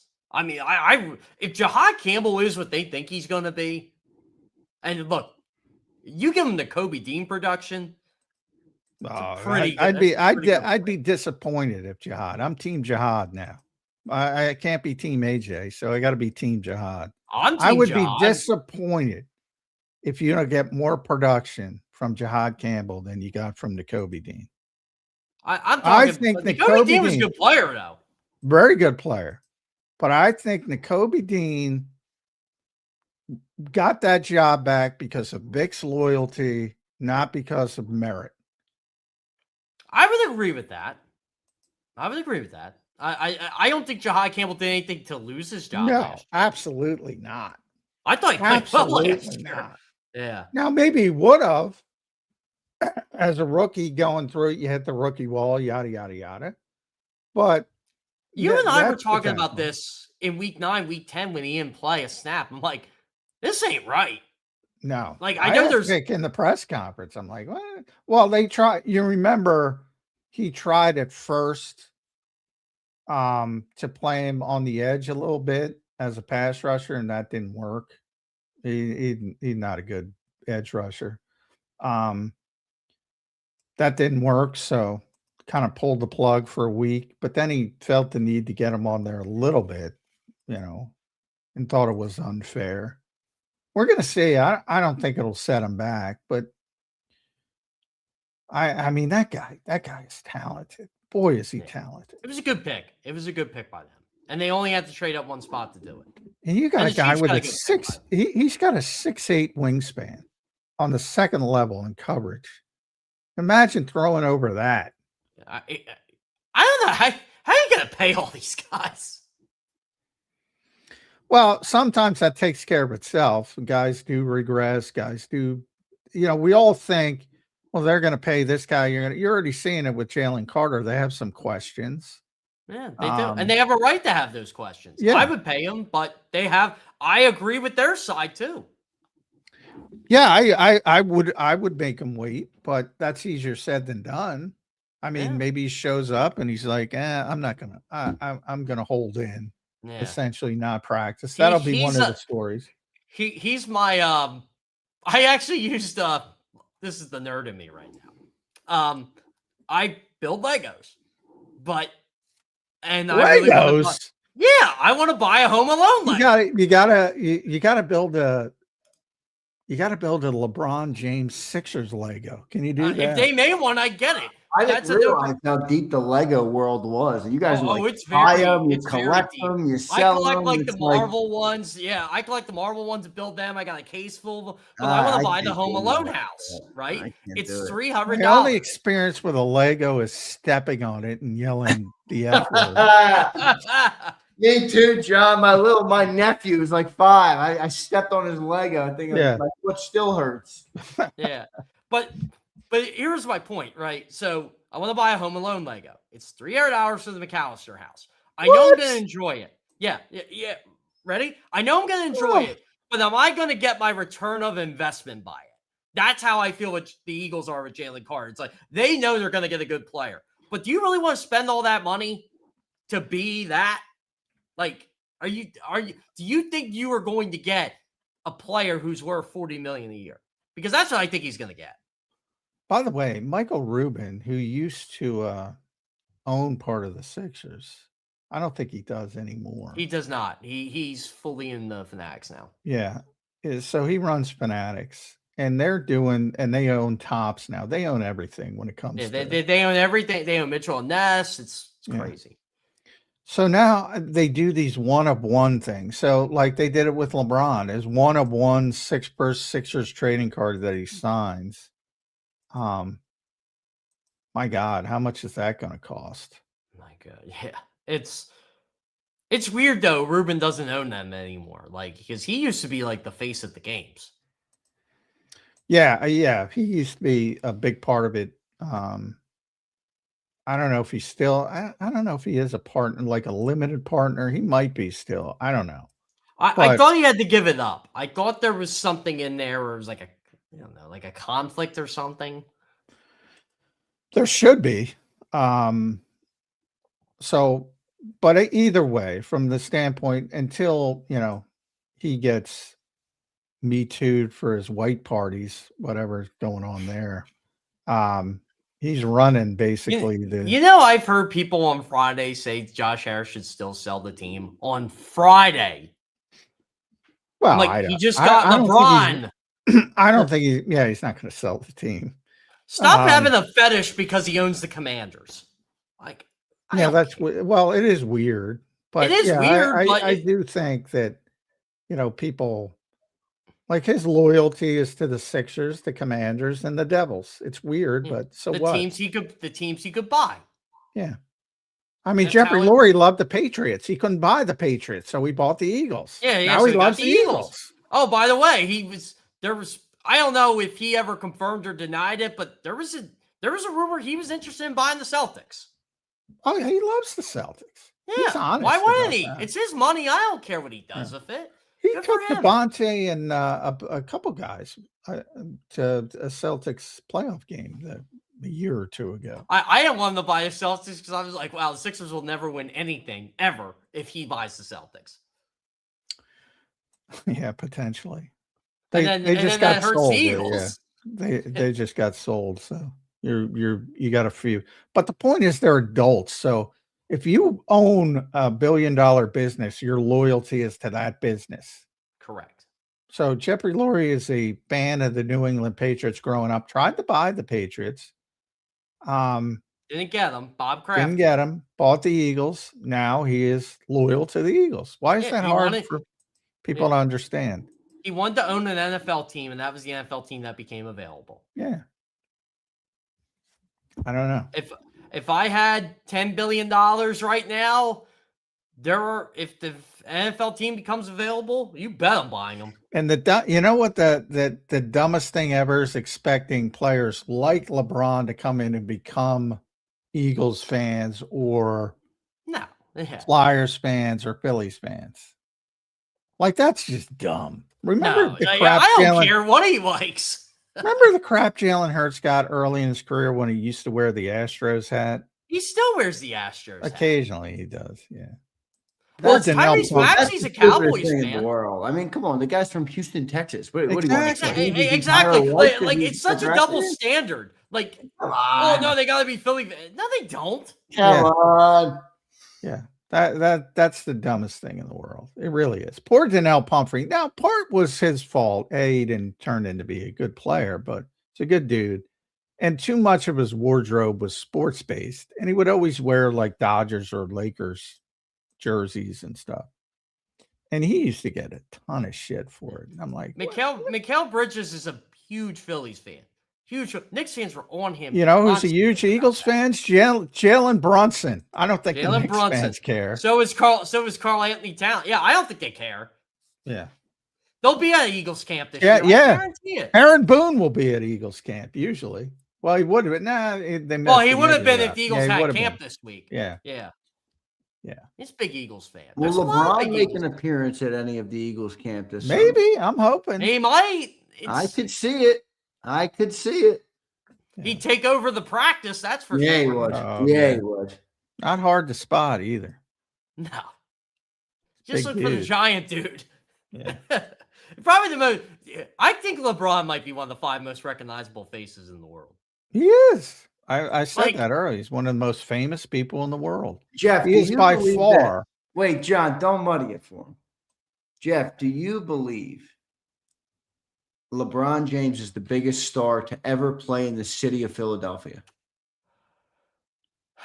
Man, that's a good one. I mean, honestly, based on his career, yes.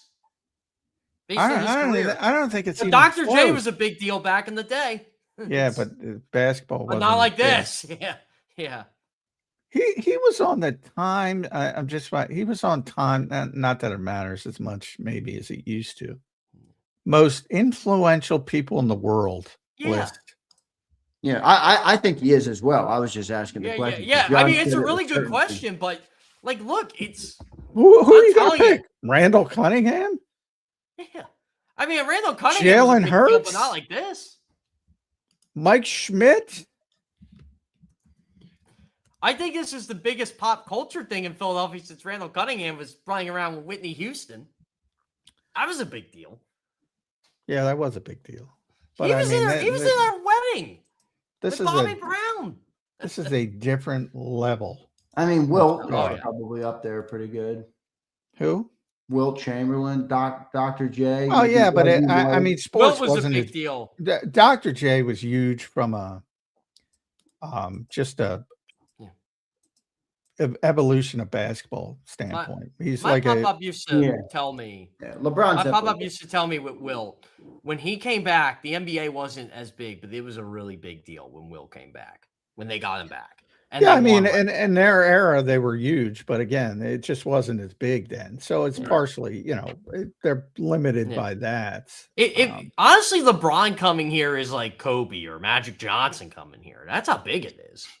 Yeah, but he's even bigger than those guys. Yeah, The only guys you're talking about, literally, in my mind, are guys like Muhammad Ali, Michael Mike Jordan. Tyson in his prime, Michael Jordan. Babe Like, Ruth. and part of it is basketball. Basketball is always, even though it's never been the most popular sport, it's always had the biggest stars because just they're just of the nature of the game. In other words, in football, guys are under a helmet, Yeah, correct. Yeah. and just so, like, LeBron James has always been the biggest star in sports over the past 20 years. You could go Tom Brady, and he's a bigger star. He's a bigger star than those guys. Partially is basketball's a more popular sport worldwide. Outside the United States. Inside of the United States, though, he's still a bigger star. So there's a bleed. I mean, there is literally a network that dedicates their life to him. Literally. What, ESPN? ESPN. Since high school. Yeah, really, since high school. Wow. I mean, is that ESPN's fault or is that the freaking? No, that's how. The stardom. Yeah. By the way, people want to talk about him. I believe it was 2001. James obviously was named Mr. Basketball in Ohio. Mike Dancy was the runner-up. Yeah. That's how long they've known Mike Dancy each other. Played a role into this. Like, oh yeah, he played a big role. Like, I just remember, and look, I grew up basketball nut, played high school. I watched a ton of high school basketball. I went to a ton of high school basketball games. I don't ever remember a player as hyped as him. And I was 7 when Kobe was around, but LeBron James was everywhere. It was the guy you went to Trenton, New Jersey to go see. He was the guy. Like, you had to go watch this guy play. This guy. I'll tell you, if he does show up at Eagles camp, he might be the best tight end at camp. He was an all-state football player. Oh yeah, he was division. He had a lot of Division I. I always felt sympathetic for him in this regard, whether I like him or not. Everything he says is digested, even if he doesn't mean it that way. Just everything he says. Yeah, well, you get the same. That's like Jalen. I told Sixers fans, you better be ready. Every win, they're going to the NBA Finals. Every loss, what is wrong with this team? Is LeBron destroying this team? It's just going to be that way. You got to deal with it. But it's part of the fun of it. Yeah. Enjoy it. It is. It's going to be fun. Like, you're going to be the center of the basketball universe. Yeah. I mean, every day, I used to get so frustrated because the Lakers were not good and they were the center of attention because of him. It's going to be like that here now for 2 years. I'm going to enjoy it. I really am. Well, I mean, hope and optimism from an organization that hasn't had it in a couple decades it's been a while. I mean, even the year they went to the finals, you knew they weren't being the Lakers, but it was a fun ride. It was. I will. They won. I'll tell you what, they won game 1, and I thought, yeah, they got a shot. I will take this to the grave with my growing up here. The Phillies had a tremendous run in 2008. The Eagles had their Super Bowl run, very memorable. I don't think anything captured what that city went through in that 2000-2001 Sixers season. This city is dying for that team to win. I'm finding new nuggets on LeBron. He won an MVP, an NBA championship, an NBA Finals MVP, and an Olympic gold medal in the same year. Isn't that crazy? Not a Isn't winner. that crazy? Not a winner. Didn't he finish like top 2 in MVP voting like 10 straight years? Oh my God, yeah. Something like that. Yeah. I hated him on the Heat, though. I hated how he went there. I don't blame him for it, but I hated him for it. Yeah, I never. I was like, come on, dude. Seriously? Like, you can win a title anywhere. Do you really have to go do this? Well, he hadn't won a title at that point. So that was the whole thing. He wasn't a winner, blah, blah, blah. So you got to go win. I have one of the greatest comments at a basketball game ever. We're sitting like 5 rows from the court, his first year with the Heat, and they're playing the Sixers in the playoffs. Sixers have no chance to win this series. I'm shocked they didn't get swept. But it's game 3, and I'm mad like the James Joneses of the world are beaten. And I like James Jones as a player. I'm like, I don't care if LeBron beats you. I don't care if Chris Bosh beats you. But I said the coach in me's like, do not let that guy beat you. And the only reason he can beat you is because he got those 3. Well, I mean, what does that even mean? It's like it's similar. Don't let the role player take over the game. It's sort of like quarterbacks in the NBA. Like he gets blamed for creating the super team. Like, did you see some of those Magic Lakers teams? Did you see the Celtics, what they did 2 years before him? They literally did that and won. He saw that because they beat him to do it.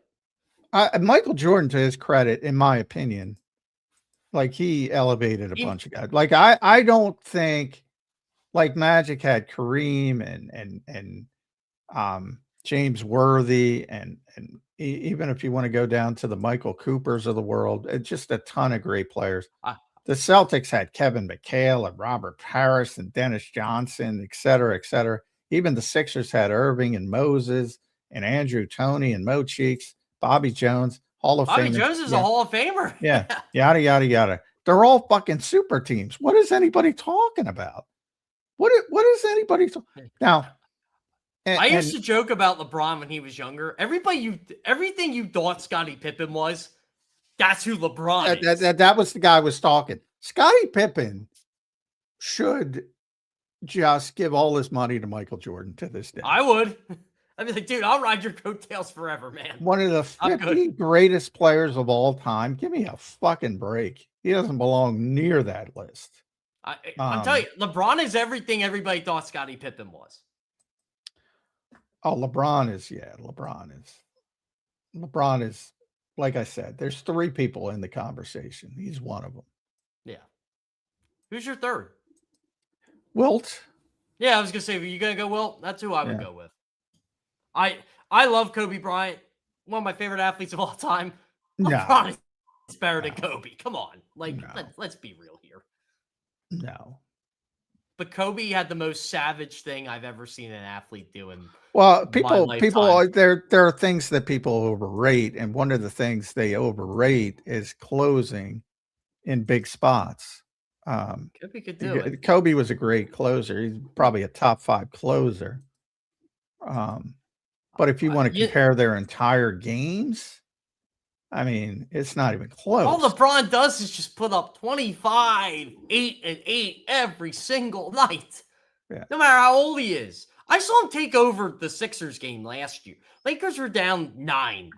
And all of a sudden, LeBron's getting the ball. He made like an 18-foot jumper. I'm like, here we go. And took over the game. I'm like, man, we're just letting old man LeBron take over. I shouldn't even say old man LeBron take over.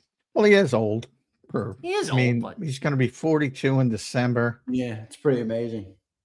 He's still good. He's still one of the 20 best players in the world at that age. In my opinion, if you don't think this is going to work, it's just hatred at this point.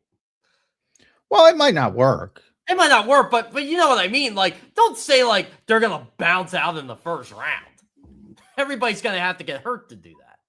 Yeah, I mean, like I said, Father Time might stop hitting the snooze button. You never know. Sixers have some bad luck, man. They do have some bad luck. I mean, Joel Embiid does a posterized dunk on Hurts' name. I don't see LeBron. I mean, maybe it doesn't work in terms of they don't win it all, but I don't see LeBron falling off a cliff all of a sudden. I mean, if you play great, he's already defied it enough to me to be able to be talented through the finish. I was very disappointed when he went to the Lakers. I was like, man, why is everybody disappointed that he goes to different teams? Like, why? No, I just felt it was weird. I felt it was a weird fit. It's just but it's also the nature of the NBA today. I mean, is there a single player who stays on a team? No. You know what? Embiid. You know what's an odd fit? True. Embiid, is he the only one? I mean, Giannis, pretty much, yeah. I mean, well, they love that. They love to cut bait. I think still, of course, nobody wants Embiid. I want to cut bait now. Ride it. I think they would if they can do something. And hey, with these guys, the assumption is you can't do this, you can't do that. They got rid of the Paul George contract. Maybe they can get rid of the. Yeah, I remember like 2 months ago, this whole thing was doom and gloom. Oh, you can't do anything. That's how we started the show. You can't do anything. Those are the people. I hope they're woken up today, saying, "Oh, I'm a fraud." I hope those people are. This is always my comeback, and I get people don't like it, but I'm like, what do you want them to do? Because you can do it, but what do you want? How do you want them to do it? There are ways to do it, but what do you want them to do? Yeah, well, there's more ways to do. I just want people to understand there's not only one way to do anything in life. Yeah. I mean, look, if the Eagles, well, bring it back to the Eagles. If they want to move on from Jalen Hurts, which I think is a mistake, but if they think they can upgrade or make a crazy move to somehow be better, they're going to do it.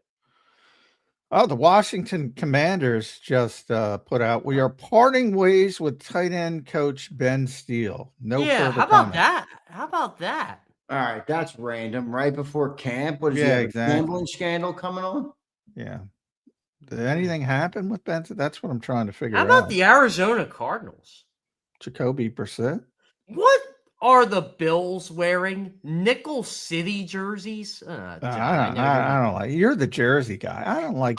Man, John, take a look at this. Just go to Buffalo Bills jerseys, and you're gonna be like, "What is this?"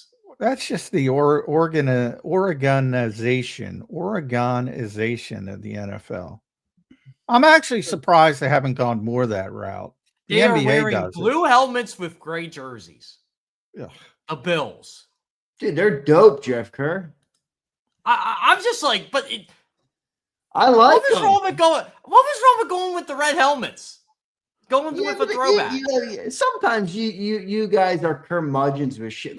I am a curmudgeon. Did you like the Eagles Frankfurt Yellow Jackets jerseys, Zander? Oh, they're awful. No, they were. Did you like that? I would love if they brought back the white Kelly green, though. I think that would. Yeah, no, I'm with you on that. Bring that back. What was that? What's that? Pittsburgh and Green Bay. Green Bay too has that ugly throwback. Pittsburgh's got an ugly throwback. I like messing with the jerseys. Here's the Nickel Cities on the screen. Yeah, there they are. That seemed. You know what? That's for somebody with ADHD. They need something. Well, maybe that's why I like them, then, John. They need something. You know what, Zander? Second look, it's not as initially bad, but I'm not crazy about. I'll probably my only point. Well, I do like tradition, especially with the great organization. So you like Alabama jerseys, John? No, I do. I love Alabama's jerseys. Well, like awesome.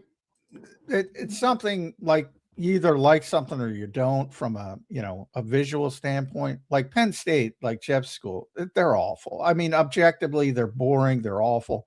But I would say that and say I would hate if they changed from it ever. That's their tradition. And it's a big time tradition. I mean, Penn State, it was a big deal when Bill O'Brien said we got to shake things up a little bit and put the names on the back. And people flipped.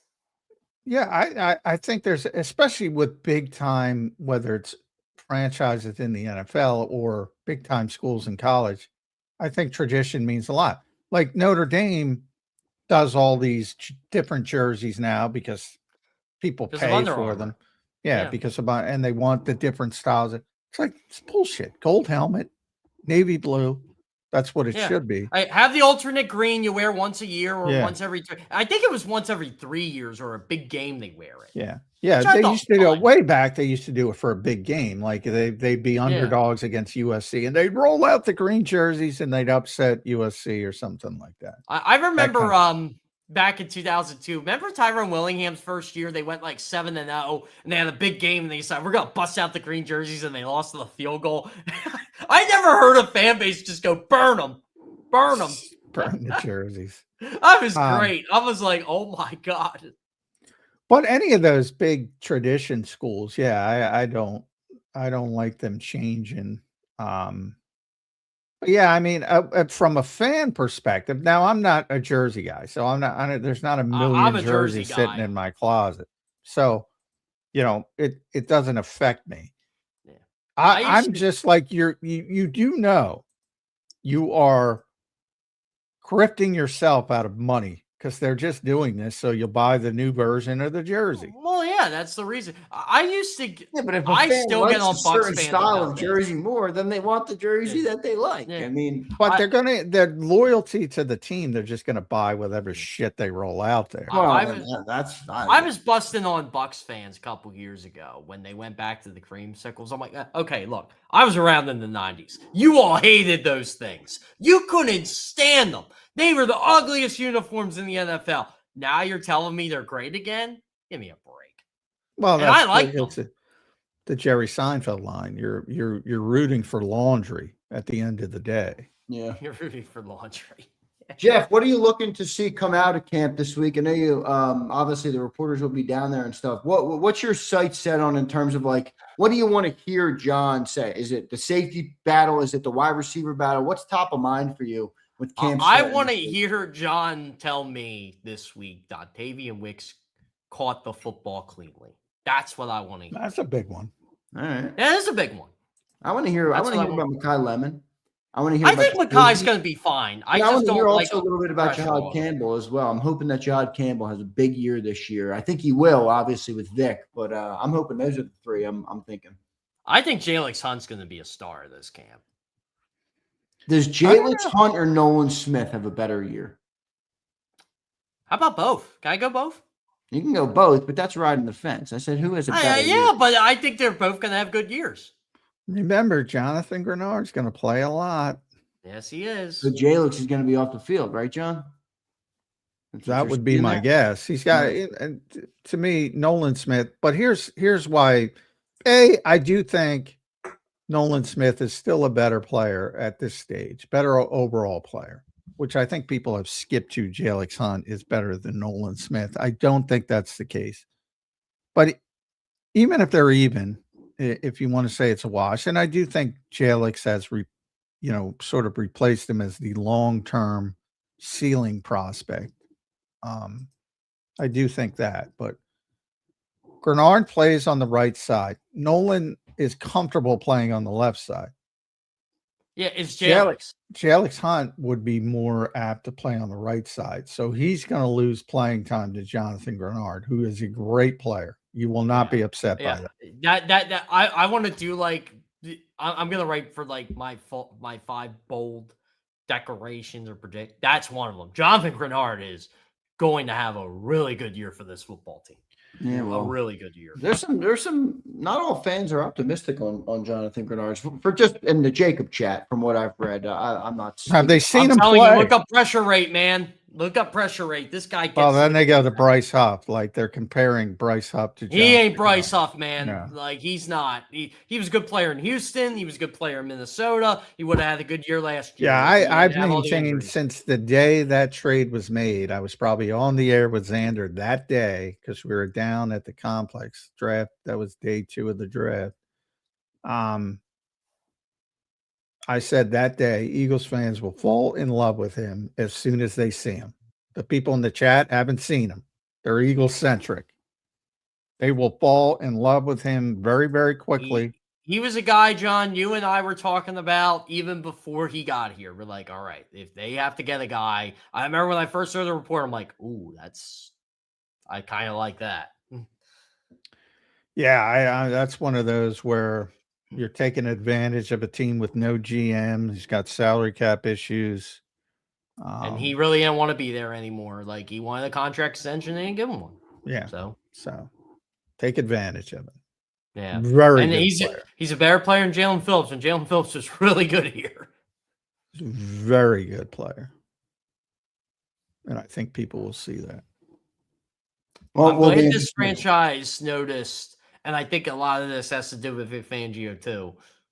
We were a really good defense when we got Jalen Phillips last year. We cannot go into the year again with what we got at pass rusher. Even though we got good pass rushers, we need the ace. Yep, they got the headliner. Yep. That's what it is. And I like organizations that think like that. And I think eventually the Eagles will do this at wide receiver in a way they kind of are. It's just a transition year. Mekhi Levin's got to develop. I'm not sold on Dontavian Wicks, but Devontae Smith's a really good player. And I think he's going to show it this year too. Yeah, I my list of people I worry about the least may be led by Devontae Smith. Yeah, I don't worry about him at all. I'm upset they traded AJ Brown, but that's because I know AJ Brown's a really good football player. But I already saw. I also understand. I already saw a clip of Christian Gonzalez having some good coverage on AJ from. Well, Patriots Christian camp. Gonzalez is a really good football player. I got a couple of Eagles fans. One play scouting. He's washed. He's washed. You know what? I'm telling you, they do this for engagement. They do this because they need to be liked. They need to be liked. They're not liked in real life, so they need to be liked on social media. I'm just telling it like it is. Oh gosh, Kerr, you're taking shots today. I'm fired up, man. LeBron's here. I could be like LeBron now. I love it. I love it. I love it. All right, that's all. What do I got to lose? I don't care. Let's end it there. That's awesome. Go out on a high note. Yeah. All right. They want to be liked because they're not liked in real life. I love it. Hey, I'm telling you, I have seen these people. One of the biggest influencers in the world is in sports. I am going to tell you right now, that person cannot look at you in real life. Can't. Really? Yes. They're what are you talking about? I won't drop the name. But all right, tell me. Text it to me. Yeah, I'll text it to you. I'll keep it off I'm the telling record. you, I have seen this person. It's way different. And it's just way different. But you put one of these in front of her. I said who it was in a way. Oh, we know it's a girl. So. It is a girl. It is a girl. But look, keep it off the air. All right. All right. Good person. That's all I'm going to say. But we got some super chats I got to get to. We got to run. All right. Have fun, guys. Doing it today, Jeff. Thanks for bringing the raid per usual. We love you. Appreciate you. Thanks, guys. Appreciate you. Later. There's Jeff Kerr joining us right here on Birds. All right. Good stuff from Jeff Kerr today. All right, John. Training camp week. Fired up. We obviously have the schedule you dropped. You released that earlier in the show. For those who missed it, we'll give it to you before the show is out. Got about 12 or 11 minutes left to go on the show. John, what's top of mind for you as you head to training camp in terms of what you're keeping your eye on at camp this week? Well, number one is Jalen Carter. So obviously, today, keep an eye on transactions today. If they're going to bring somebody in, whether it's Brandon Graham, somebody outside the organization, probably going to do it today or tomorrow, obviously, so they can be on the field Wednesday. Players start to trickle in tomorrow. Brandon has intimated he'd like to play, but he'd like to have a training camp this time. So if they don't bring him in, that's probably an indication. And, they should be comfortable with what they have. I think I sort of rated the positions by depth, and I think edge and defensive tackle are two of the top positions they have from a depth standpoint. So I think that makes things more difficult. But Jalen Carter, number one, is he practicing? Is he okay? Is it a hold in? He's going to show up, but is he practicing? And how do the Eagles frame it? Because they'll say, well, he's still getting back. They might put him on the pup list, the active pup list, because he can't practice and blame it on the shoulders. So, we'll try to dig and see if that's the case, or if it's just, hey, let's work something out. Or So that would be number one. Brandon would be number two. And then when you get to the actual football stuff, the story of camp is going to be how comfortable the quarterbacks look, not just Jalen Hurts, but also Tanner McKee, Andy Dalton. Is that a real competition? Dontavian Wicks, he had a lot of trouble catching the ball cleanly in the spring. That was his reputation coming from Green Bay as well. So you'd like to see him tighten up a little bit because he's going to be a big part of it, whether it's being the number 2 or the number 3 receivers, how healthy the offensive line is. It'll be fun. You can't do it early in camp, but it'll be fun when the pads first come on. But that you'll have to wait a few days for that. That's where all of a sudden you can start to gauge what you have on the offensive line and defensive front for that part of it. And safety is going to be a big story because everything's pretty much locked down on the defense except the safety position. Can Marcus Epps hold off Michael Carter? Is Cole Wisniewski back? Is he relevant? Or are they going to go outside the organization, which to me would be the most logical pivot point for the Eagles to bring somebody in from outside the organization. Going to be interesting, John. All the storylines we'll be following, all your work. Obviously, you'll be giving everybody the updates here on Birds 365 across the week. It will be interesting to see, and I think everybody's ready for football to be back, Johnny Mac. It's been a long off season, and obviously the way the season ended last year, I think left a bad taste in people's mouths in Philadelphia, and they'll have the chance to redeem it. John, I said this, and you said earlier in the show you think it's a good thing maybe that some of the pressure, some of the attention is off the Eagles with the addition of LeBron James to the city of Philadelphia, but does it make you feel as though Howie will want to respond and make a big move to put them back on the front page? I don't know. Howie wants to be looked at as not the best GM in the city. I think he still is, obviously. But you know how people are, heat of the moment. You get LeBron.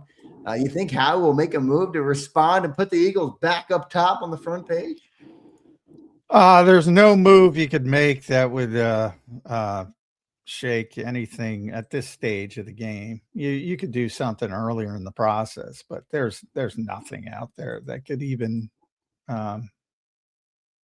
somewhat replicate that. So not if you're comparing it to LeBron coming in, but no, I mean I think Howie's by no means I give Mike Gansey a ton of credit for coming in and saying, F these guys, I can't do anything, and proving there's another path. That's what I said. I give him a ton of credit for that.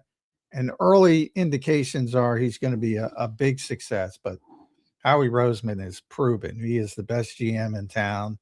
And like I said, LeBron James is the biggest superstar ever in Philadelphia, and number 2 is not close. The best executive in town is Howie Roseman, and number 2 is not close. Mike Gansey's got a long way to go before he's in that conversation. Yes, that's true. That's true. No doubt about it. All right, John, we got some super chats. Some of them are pretty interesting.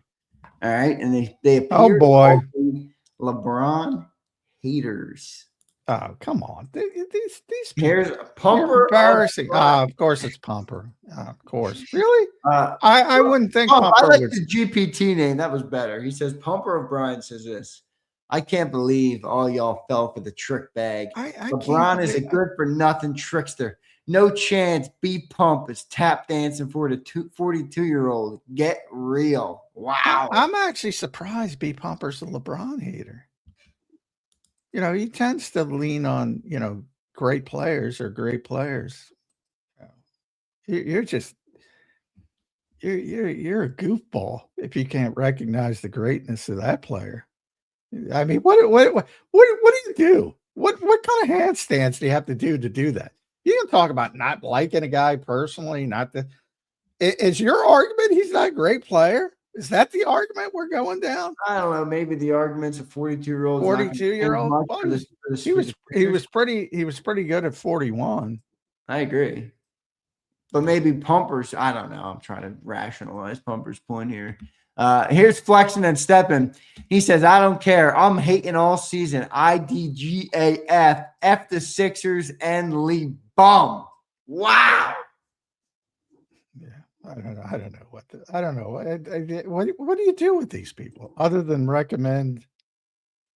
I don't know, some medication. What you don't give a fuck. Well, okay, what do you do? Do you hate the Sixers? Do you hate LeBron? What is your crux of hatred? He says, we don't slurp fest bums likely fraud, J-Mac. What, why is he a fraud? Where's the fraud? The 21 all NBA performance, the 4 MVPs, the 8 straight finals. Where's the fraud part coming? Is he not one of the best players who ever lived? Where's the fraud part? He's 100% one of the best players who ever lived. I don't care what you think of the guy. Here's Pumper of Brian again. He says, not a Q-winky dink. Coincidence? I don't know what the fuck that means. Signed on the 24th, wearing the same jersey number as Kobe's dad, and he signed for $4 million each year. 4 plus 4 equals 8, and Kobe's from Philly. Oh gosh, that's like some numerology. Yeah, I'm sure. You know, Jelly Bean Bryant. I'm sure that had an impact. Yeah, I don't know what to tell you. These people are just nuts. I don't know. The part with LeBron, his first number was 23. Then he changed that. He's been 23 forever. I mean, then he changed to what? 6 for a short period. Yeah, 6 in Miami. Yep. Was he 6 in LA first too, and then he switched? I forget. I don't know, but he was 23 originally. And then you got the jersey grift. Yeah, the jersey grift. You guys love the jersey grift. You got to sell more jerseys. You already sold a bunch of 23s. You got to go to 6. Then you go back to 23. The jersey grift, I'm with you. All these teams, all these players, if they get away with it, they do it. Because they want to steal your money. But y'all love it. So I can't feel bad for you. Well, fair enough. LeBron John brings out the lovers and the haters. You know, he's like Jalen Hurts in that way. He brings out the lovers and the haters. Yeah, with all due respect to Jalen Hurts, come on. He's not even LeBron James. What are we doing here? He's not even in the same planet as LeBron. What are we doing here? I just told you the guy won an NBA championship, a gold medal, and an NBA MVP, and an NBA Finals MVP in 1 year. He's a fraud.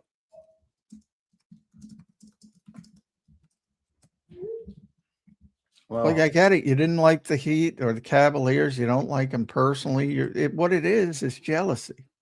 You know what's people can think what the heck they want, but I'm pumped LeBron James is going to be playing in the city of brotherly love. I don't see, if you're truly a Philadelphia sports fan, how you can't enjoy this.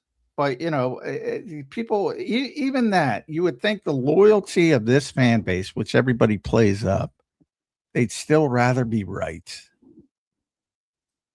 than have one of their teams be successful.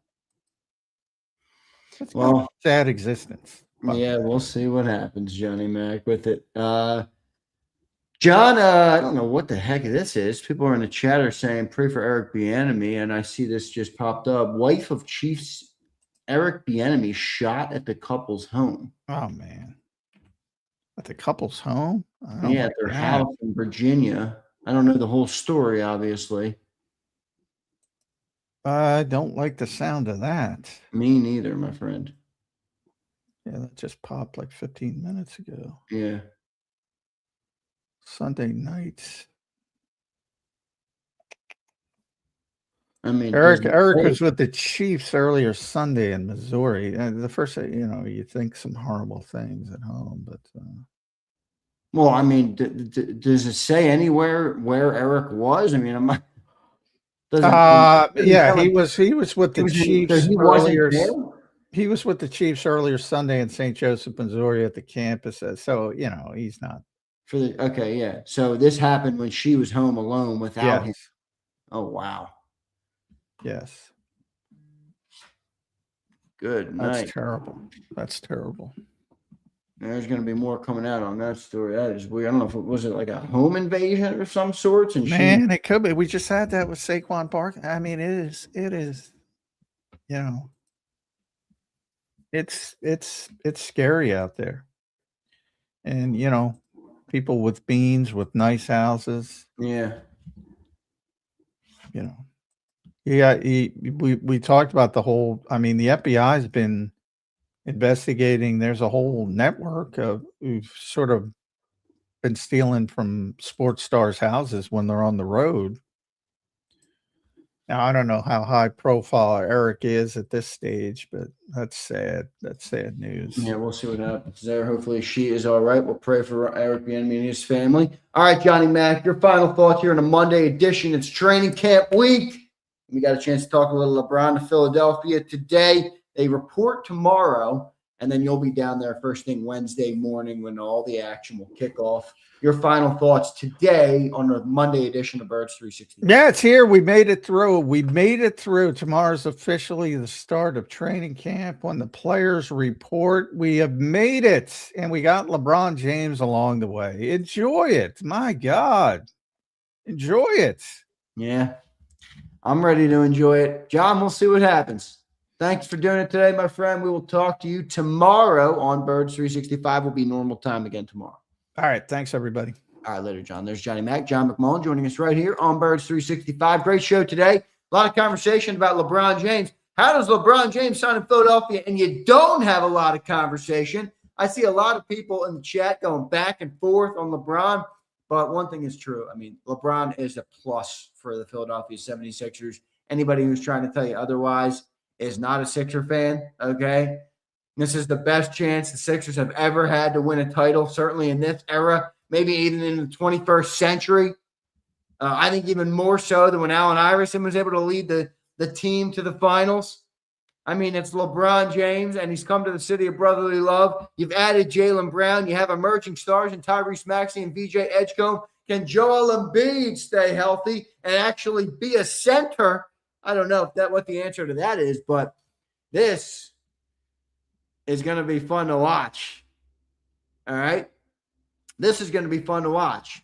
King says, can we talk about the Birds, please? And thank you, King. You can start your own channel. I'll talk about what I want. I am not subject or beholden to you. Goodbye and good riddance. LeBron not winning shit in Philly. Bullshit. Wait till load man. Well, he's 42 years old, Frosty. I mean, you got 25-year-olds load managing themselves in the NBA. It is what it is. Also, he played like 60 games last year, and he was 41. All right.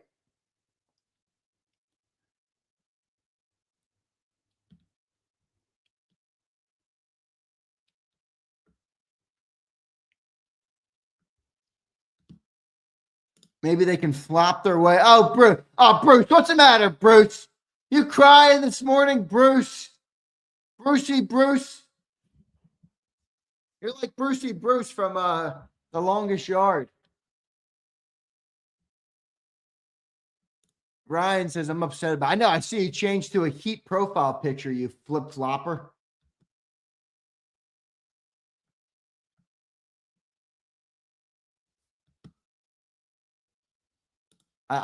He says, why not talk about the Birds when you have a link in the background, Nimrod? Well, first off, I love the insult of Nimrod. I just think it's an all-time classic name call. Nimrod. I mean, it's fucking great. So I like to call out, but I'm going to talk about whatever I want, man. LeBron's a big story. I'm a Philadelphia fan. Naturally, the Sixers have always been one of my favorite teams. There's a lot of overlap in our audience who likes the Eagles and the Sixers. And LeBron's a big sports story. So even if you don't like the Sixers, there's conversation about LeBron James that will always be relevant. And we're going to always dive into those things. And I kind of want to have a desire to maybe expand and cover the Sixers a little bit more. So John likes basketball. John likes LeBron. We talked about it a little bit more on a Monday. the Monday after he signs. I don't think it'll be an everyday thing, King Bay. But I appreciate you being here, and I respect the Nimrod insult because I think it's hilarious. All right.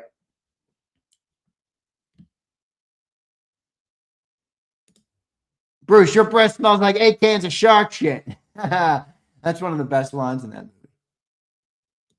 Here's Keese. What the F is Cooper DeJean doing with the Cowboys cheerleader? Keese, I don't know, man. Doing what most dudes want to do, right? I don't know. I won't say too much further, but come on.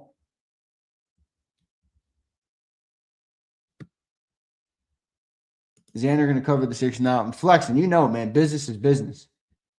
Business is business.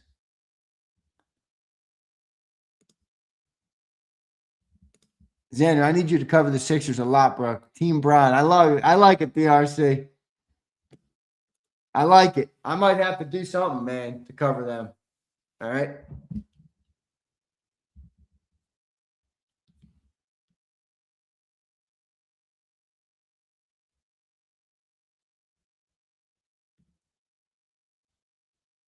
Philly's got to keep up trade deadline. Yeah, when is the trade deadline there? I don't know. Is it already over? MLB. I haven't watched as much. Yeah, it's August 3rd, so it's coming up. I haven't watched as much Phillies this year as I probably should, but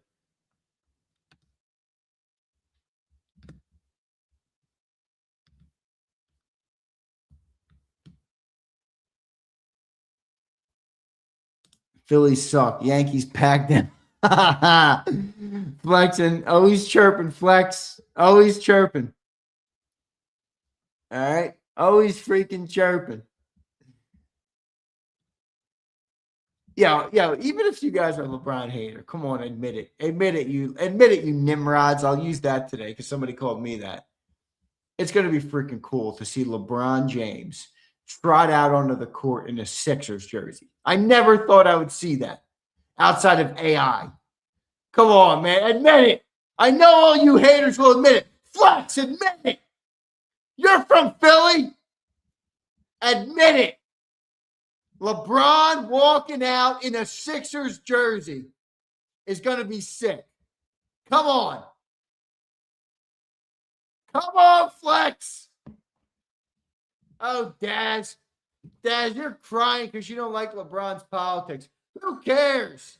What do you mean in his wheelchair? He had 27-7 last year as a 41-year-old with Luka Doncic on the team. Come on.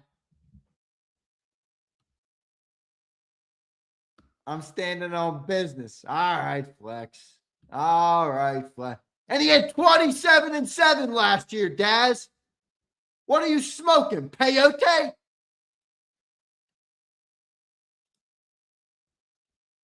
Come on, man.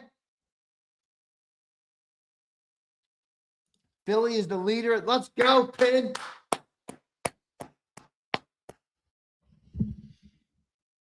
Yeah, right. Closer to 21, Tommy. Well, you know what?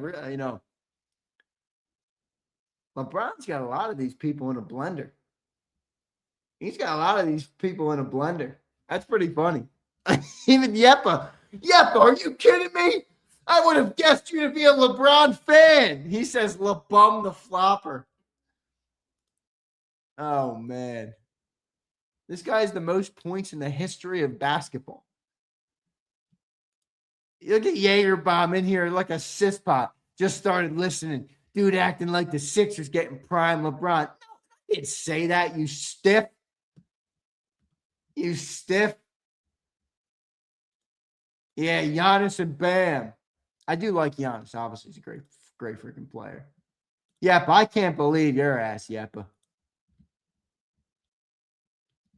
I don't like the flopping, so I don't want a good player. Come on, Daz. Think. Think, Daz. That's like saying I don't want Tom Brady because somebody said he deflated a football. Yeah, I'll take fucking Tom Brady. Thank you very much. LeBron flops, once a game. All right, I'll take one of the greatest basketball players to ever grace the planet for a couple flops. I'm good with that. I'm good with that. Here's King B. What up, King? That's fine, bro. You do what you do. But training camp, that's true. I'm a Laker fan. I see. I see. I wish the best for LeBron. Appreciate what he did for the Lakers. 76 is going to be nice. All right, respect. He did bring a title over there. All right. DRC says, I'll take this Bron over these YNs, brah. LOL. They can't. It's actually true, dude. These young players, they don't have the discipline and the mentality and the focus and the work ethic that LeBron has. You know, look, you guys can dislike LeBron all you want. Whatever. It's fine. I don't really care whether you like or don't like him. But one thing is categorically true. That dude puts in the work. All right. That dude works his balls off. All right. To be the best, to stay the best, to become the best, to have his body in shape, to put in the minutes and the time and the games. I mean, come on. You know, here's what I don't like. I don't have a problem with someone disliking something, but I dislike people who are unwilling to be honest about what is objectively true. Okay? Opinions are opinions. LeBron's in year 24 in the NBA. 24.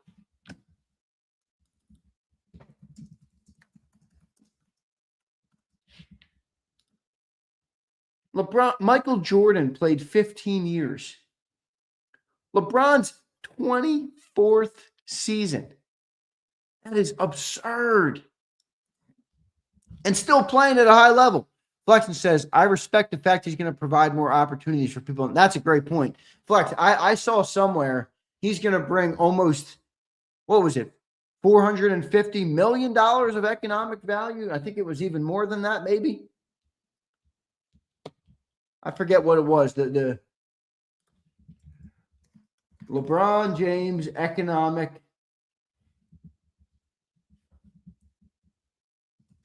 impact on Philly. $400+ million of impact his first year.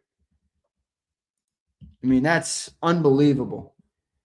Flex, the only way that happens is how, my friend? You might be a hater, but the only way somebody has that level of impact economically is how? Their level of stardom knows no bounds. Okay? So you can love them, you can hate them. I don't care.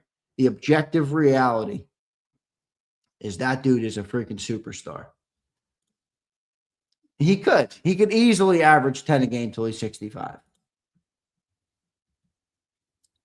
James Jones. James, quick Ryan. Commanders have fired tight end coach Ben Steele, who was hired this offseason. James, your team didn't even go to camp yet, and you guys are already flailing, firing your tight ends coach. Come on, Jammers. Come on, Jammers. I'm not fanboying, Pumper. I'm giving you the truth. I don't fanboy. I fanboy over Jesus Christ. That's it. I'm not fanboying, Pump. I'm giving you the truth. You can't handle the truth, Pump. All right, I'm out of here. I love all you guys. I got some stuff to do. All right? Hit that like button. G.I.Zo. Yo, Zander, the Eagles suck. Well, no, they don't. I mean, they've won, more games than almost any other team in football the last decade. But yeah, if you want to rock with the Eagles suck, sure, go for it, my guy. Say whatever you want. Again, hating is fine, or having an opinion is fine. Living in delusion, living against what reality is, makes you a dummy, a dizzy dummy, as Flex used to say. All right, folks. Love all you guys. Hit that like button. See you next time.